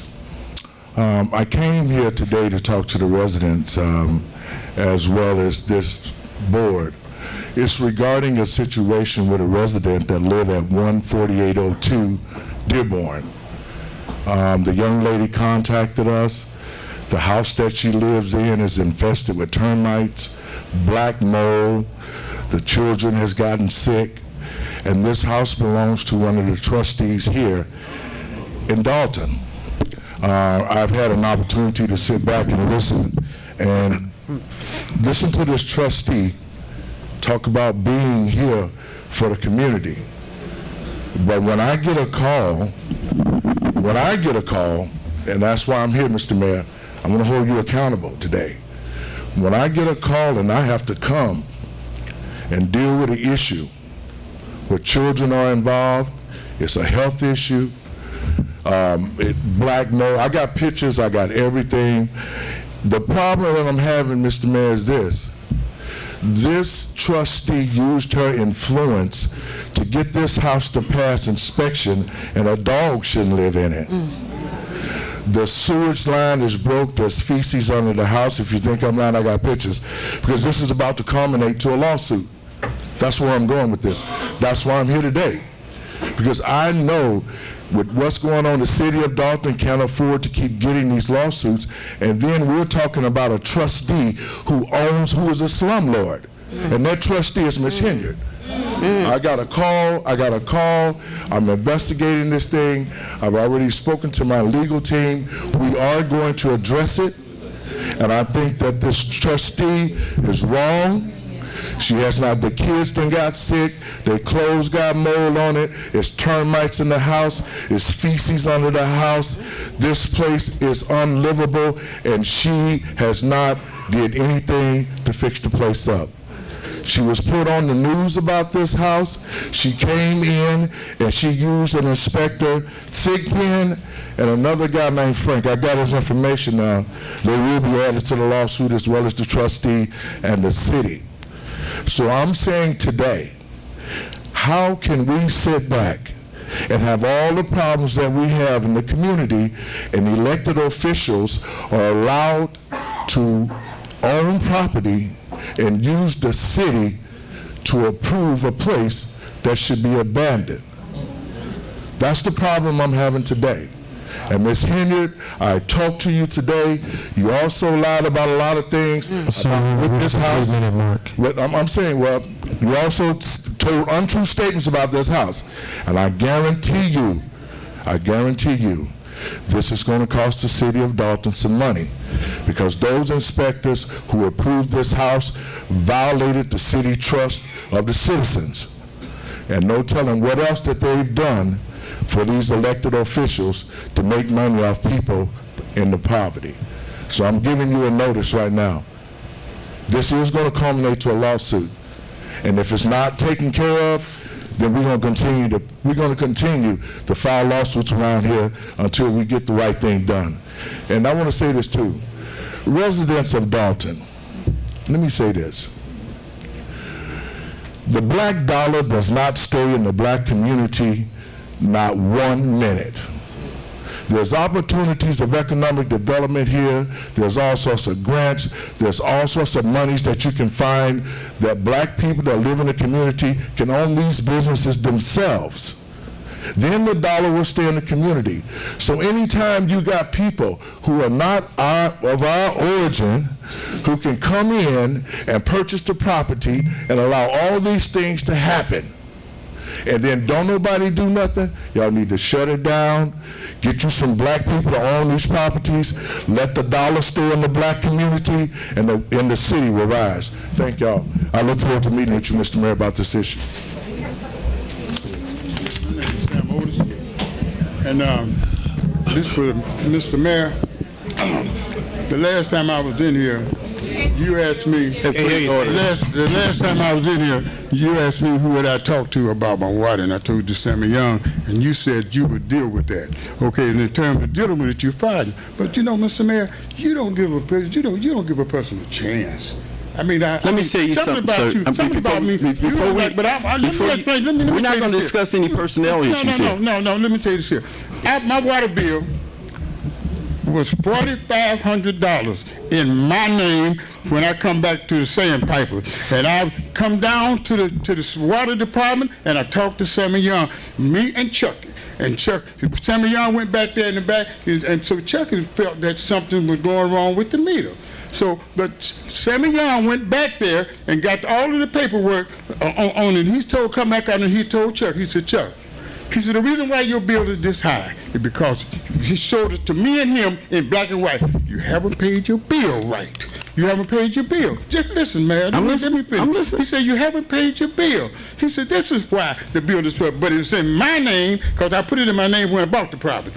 So I told Sammy Young, I said, well, tell you what, Sam, I said, give me 2 weeks and I'll come in and I'll bring you $4,500 to pay this bill off. In 2 weeks' time, I come back and give him $4,500. Okay, in a month's time, I come back in there. I had made up my mind that I wanted to get it out of my name. I come back to get it out of my name, it was $800 in 1 month. Okay, so when he said, Sammy Young, I told Sammy said, $800. He said, you just paid it a month ago. I said, okay. So well, I just paid it a month ago. I said, but it's $800. Sammy said, well, let me check into it. So he checked into it, and he called me the next day, and I come back there. He said, Sam, he said the meter was red, and it was $800. I didn't argue with Sammy, and I paid the $800. I paid the $800. I said, I want to get it out of my name. So they said, well, I'll tell you what you do. In 11 days, the new bill will be out. Then you can get it out your name. I come back in 11 days to get it out of my name. I was to pay for the 11 days, and they took it out of my name. So now I go, so after she, when I go up to the front, to the counter up there, she says, Mr. Otis, she said, it's not in your name, though. And I said, how can it not be in my name? It's been in my name all along. So she said, well, it's been taken out your name. So I said, well, let me talk to Sammy Young. This is what I said, let me talk to Sam. So I asked Sam, I said, man, how is the water bill not in my name? Sammy said, it is in your name. It was just in there 2 days ago. So he didn't know. He didn't have a clue. So he called the young lady behind the desk and he said, what happened? The water bill is not in his name. She said, no, it's no longer in his name. She said, I said, well, why? She said, because Tammy came in here and took it out of his name. He said, well, nobody said anything to me. I'm over the wire over here. Seemed like somebody would have said something to me about that.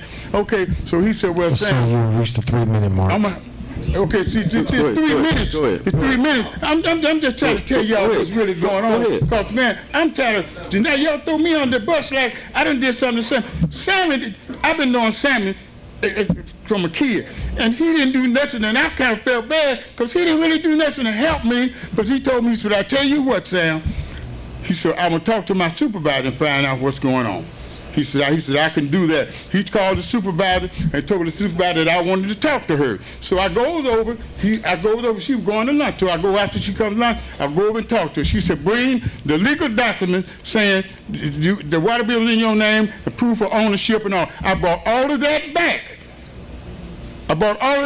And you come out the office with her, and you told me, you said you can go in there and talk to her now because she don't tell you what my lawyer said. So when I get in there, she don't even want to see the legal document. She tell me, I'm not going to put you back on the bill, but I add you to it. But why can you add me to it? Why you just didn't add them to it if they wanted to get on it? And I thought it was wrong. And I just think, see, you don't really know me, but you're judging me and you treating me bad. You understand? And you done fired Sammy Young, but he ain't did nothing. He ain't helped me. Okay. Sammy Young ain't did nothing for me. You want something personal with this here, with that building down there, the Sandpipers. Something personal. I don't know what it is. Let me tell you this.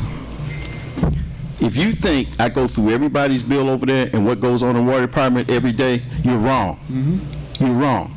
I don't deal with that mess. I get murders going on, shootings going on, everything going on. And then you stood up last board meeting and you say, and I asked you, you said that Sammy told her to put it in their name or whatever the case may be. You said no. Can I finish now? Can I finish now? You said I asked you who told you, and you said Sammy said the mayor told me. No. That ain't what I said. We got radio record. No. Let me tell you what I said. Because we got it all recorded. Okay, I don't care what you got recorded. If you got this, what you finna have recorded. Sammy asked the young lady behind the desk. He said, "Who authorized Tammy to come in and change it, take it out of his name?" And she told Sammy, I'm sitting right there. She told Sammy, and Sammy, and he'll tell you, she said, Tammy told her that the mayor authorized her to do it. That's why she done it. And that's exactly what was said. And what I'm saying, but you fired Sammy ain't did nothing. He ain't did nothing, man. We can't he talk. Ain't did nothing but his job. We ain't talked If you would have been over there in Sammy's job, and I come ask you about my wife, you would have had to tell me something. No, we're not gonna go there. We ain't going there. You ain't going there. You ain't going there. Yeah, okay. I got your coward. Take him out of here, please. Thank you. You've been fired by 4 mayors. Figure that out. I think he's 3 minutes up. Really?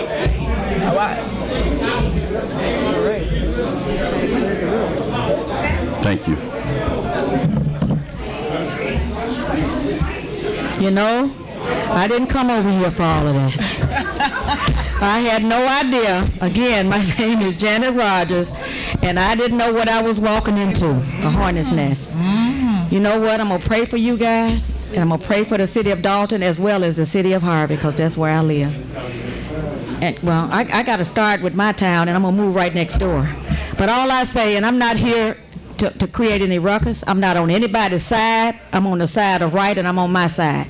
And when I'm mistreated, and I won't call names, but when I'm mistreated, I have to stand up. And I have to speak up. And it's been on my heart and my mind for the last 3 weeks. It was on my heart so hard, I called your phone, and I don't think I've called your phone in 2 or 3 years. And you know when I call, Mayor, I got an issue.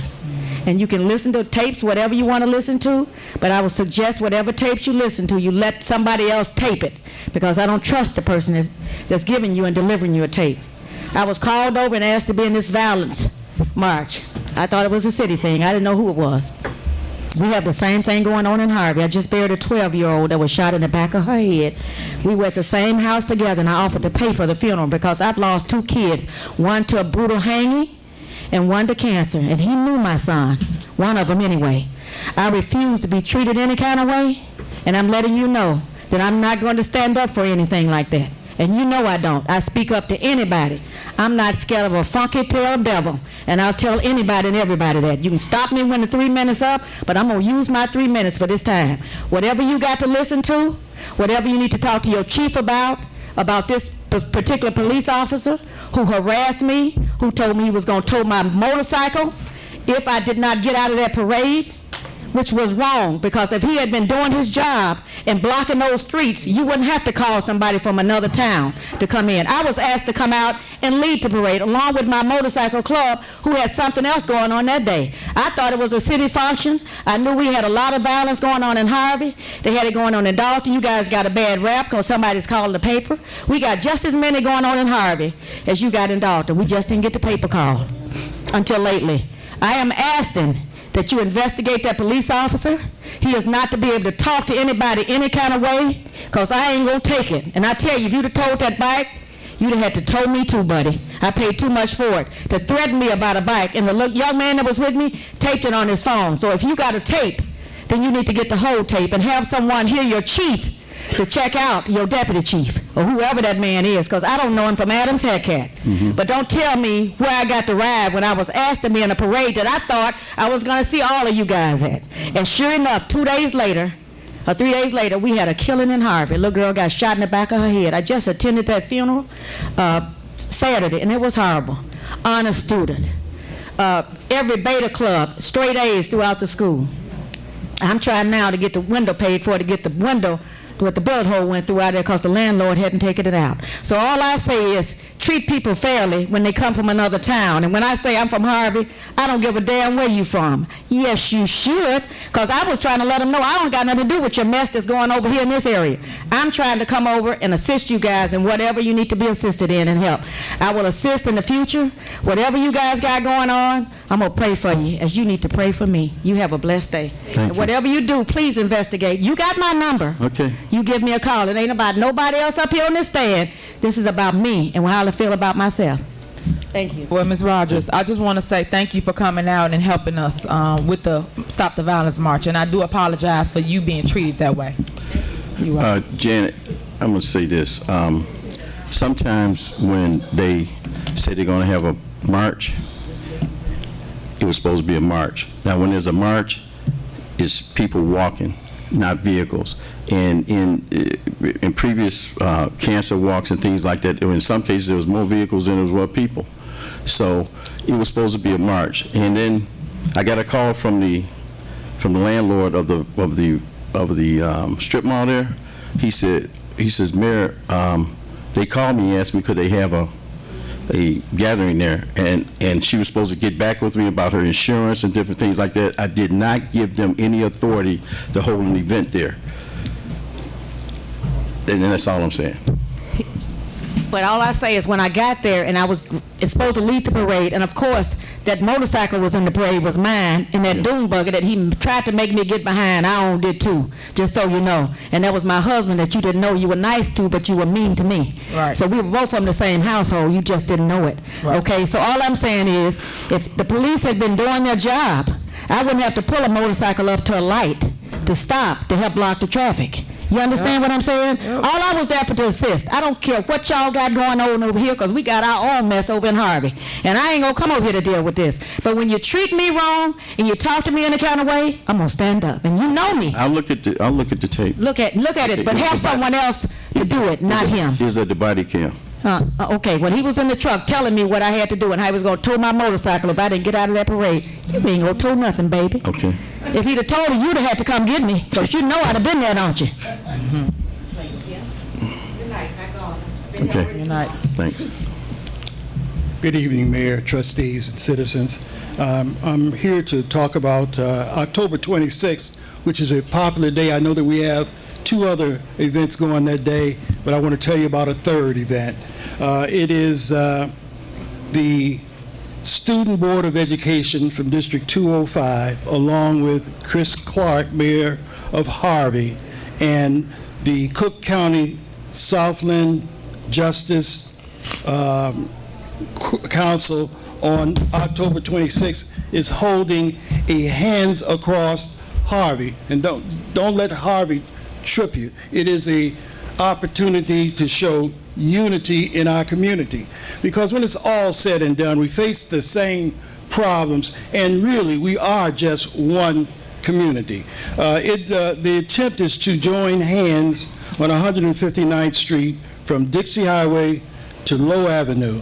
Food and entertainment will be available there, but it's simply an opportunity to try to pull us together.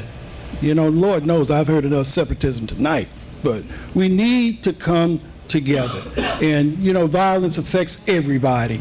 So we're just wanting to come together, and really, although I mentioned 3 entities, it's all about the Student Board of Education. And really, sometimes the students attack things a lot better than we adults. So I'm asking you all, if you can, attend the other 2 events if possible. I'm going to try to attend all 3, but don't forget about this event as well. Final word is this. On this, and I don't know all the history about this moonlight or whatever, but my problem is this: if they have that bad a history, why would they open? We've got to hold each other accountable a lot better.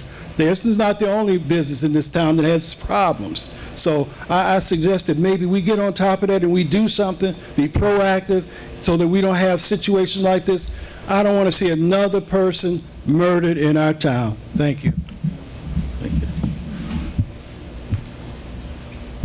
Good evening, everyone. I just wanted to give a compliment or a kudos to the Department of Public Works.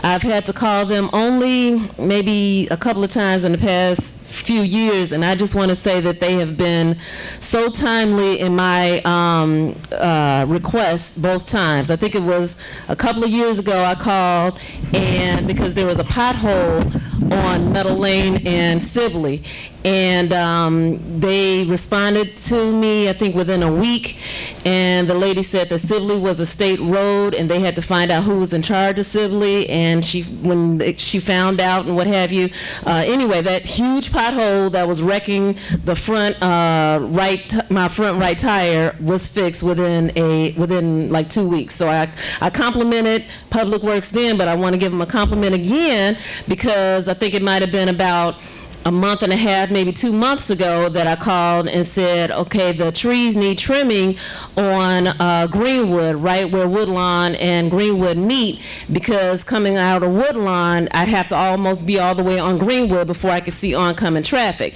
Now, they would trim the trees. They would always trim the trees, but the trees needed to be cut, and they did cut the trees. And now I can see straight down Greenwood past 154th and what have you. So kudos and compliments to the Department of Public Works for that.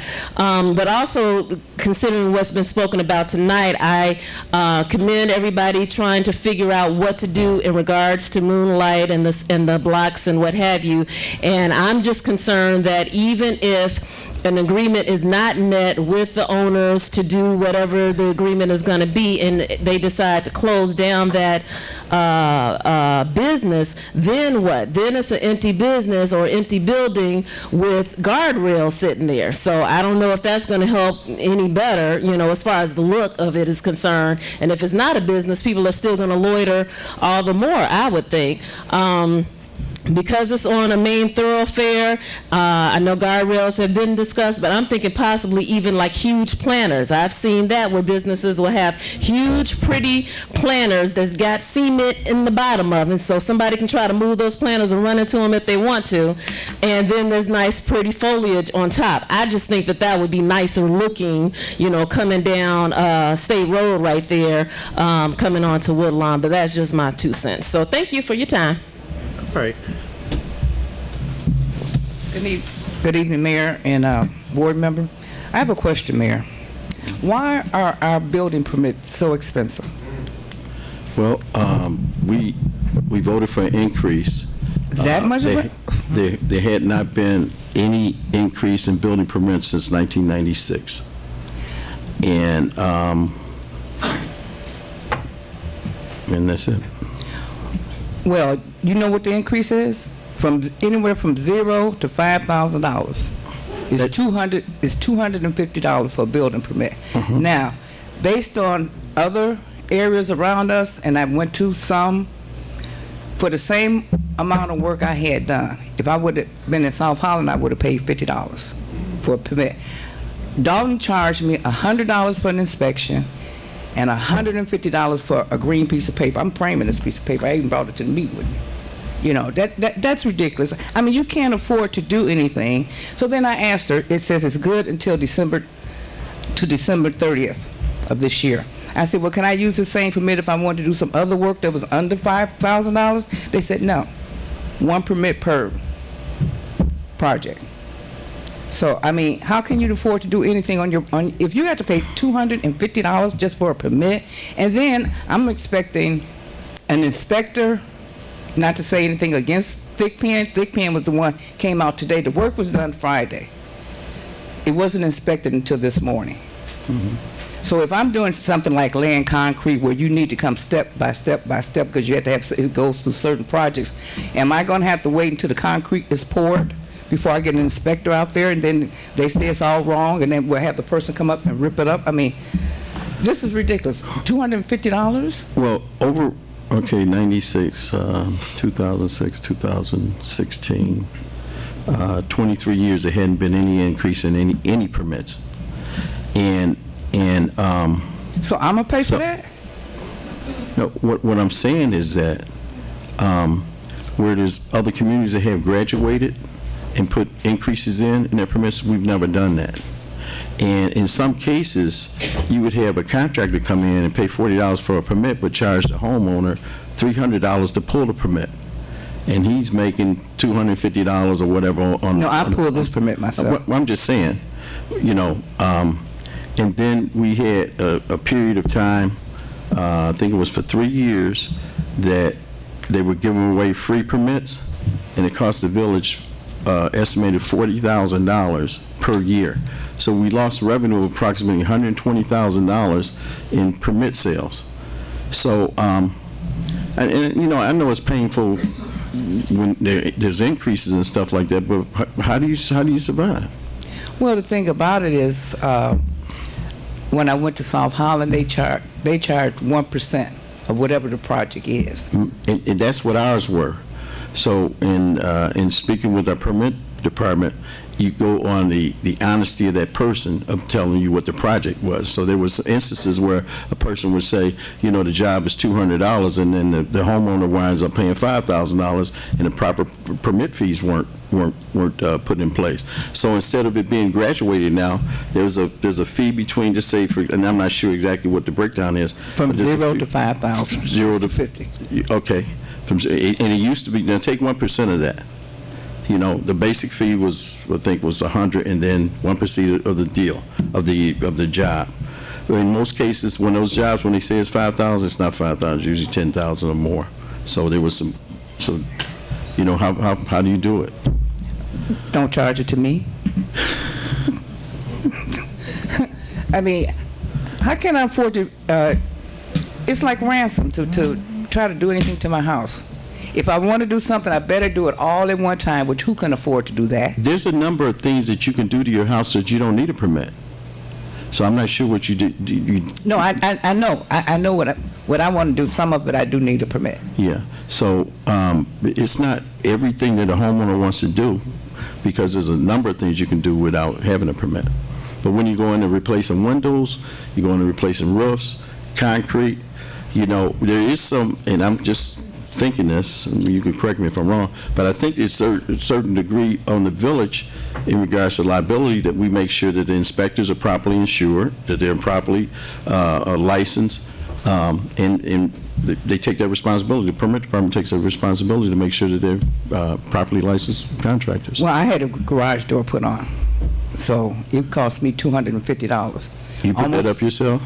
No, I had a company do it. Yeah, so that's part of the permit process. But you can pull your own permit and have another person do the work. You know, you're still in compliance, but... So as a homeowner, I can pull a permit under what? You said you pulled that one. Yeah, but I put it under, I was told to put it under the contractor, not as a homeowner. Yeah. Okay, so I can do the homeowner. If I want some work done and I need a permit, I can put it under homeowner permit. They probably have to list who the contractor is. Typically, I don't know what the permit says. Yeah, she said you have to do... Typically, in the permit process, they'll, even if a homeowner pulls a permit, they're going to ask you who your contractor is. I know, I'm saying that without knowing what the form says, but that's not uncommon. Well, I thought okay, well, maybe I have it confused. I thought the application for the homeowners is if you were going to do the work yourself. But I can pull a homeowner's permit and still hire somebody to do the work? Yeah, because they'll ask you who the contractor is. Oh, okay, I'm going to try that. What's your name? Judy Coleman. Okay, Judy. Thank you. Don't call me. Judy Coleman is sitting in for John. Yeah.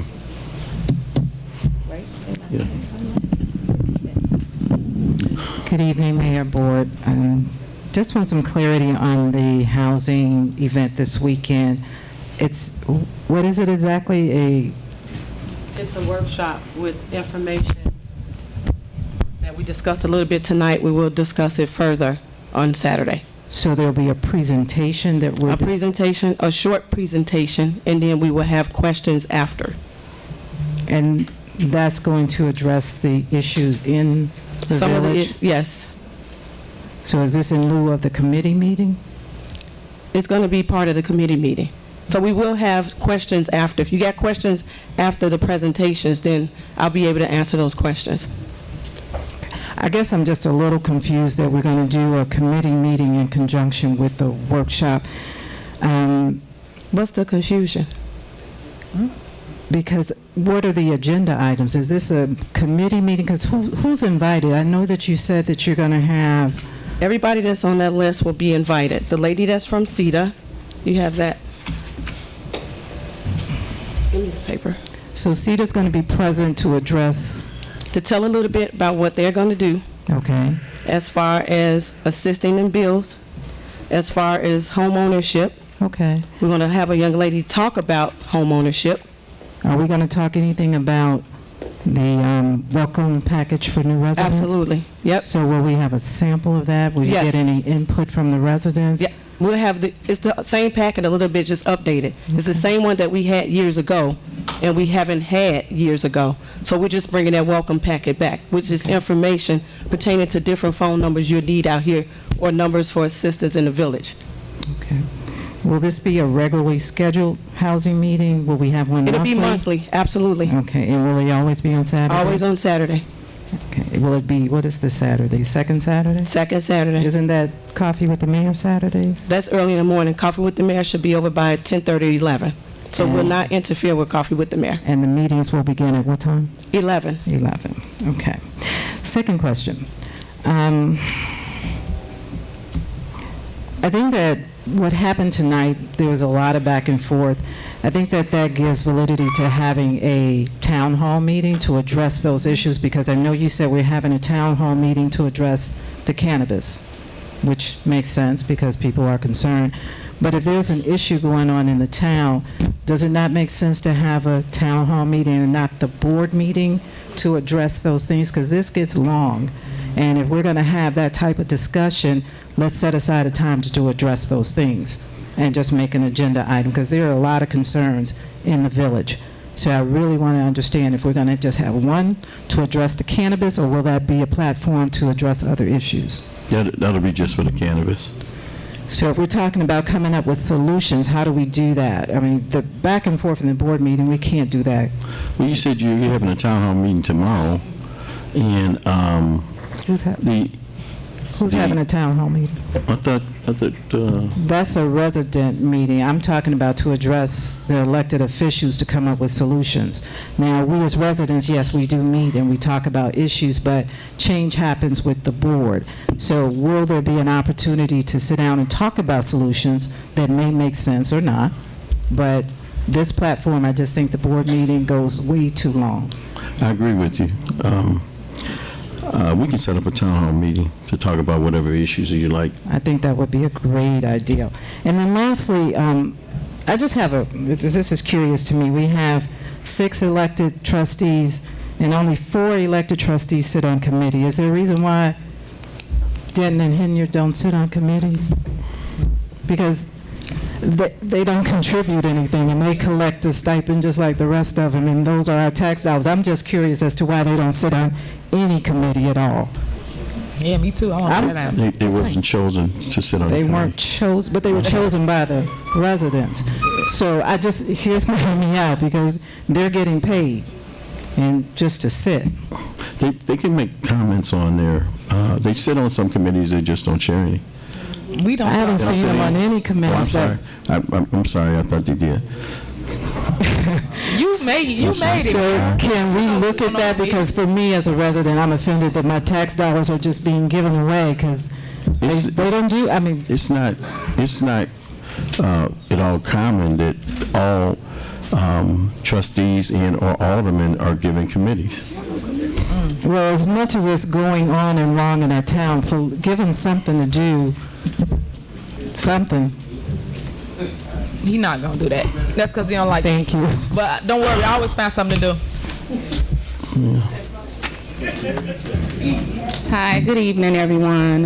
I'm the new owner of the daycare center on 142nd Street, our Shining Star Academy, and I came here for quite a few things tonight. One of the mayor had already addressed.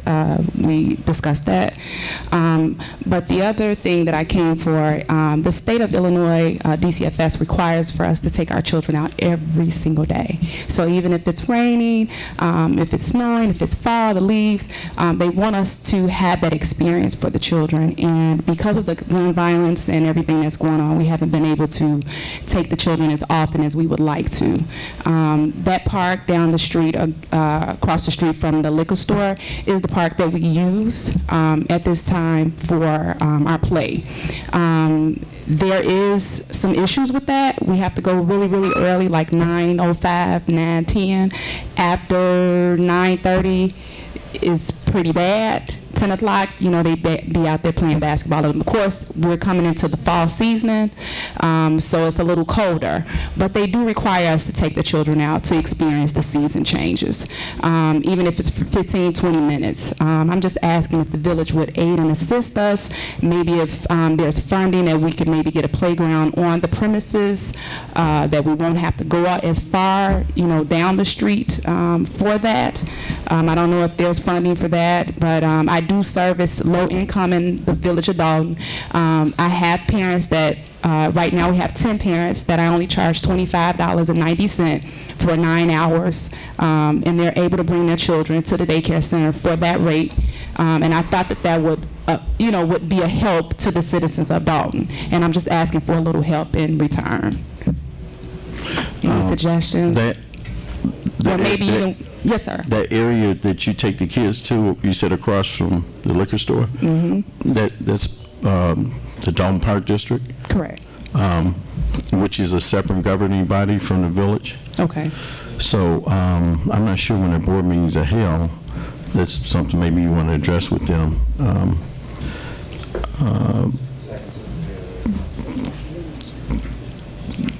So, you know, Nobody has any suggestions or? I got a suggestion. Yes, sir. Okay, leave me a card.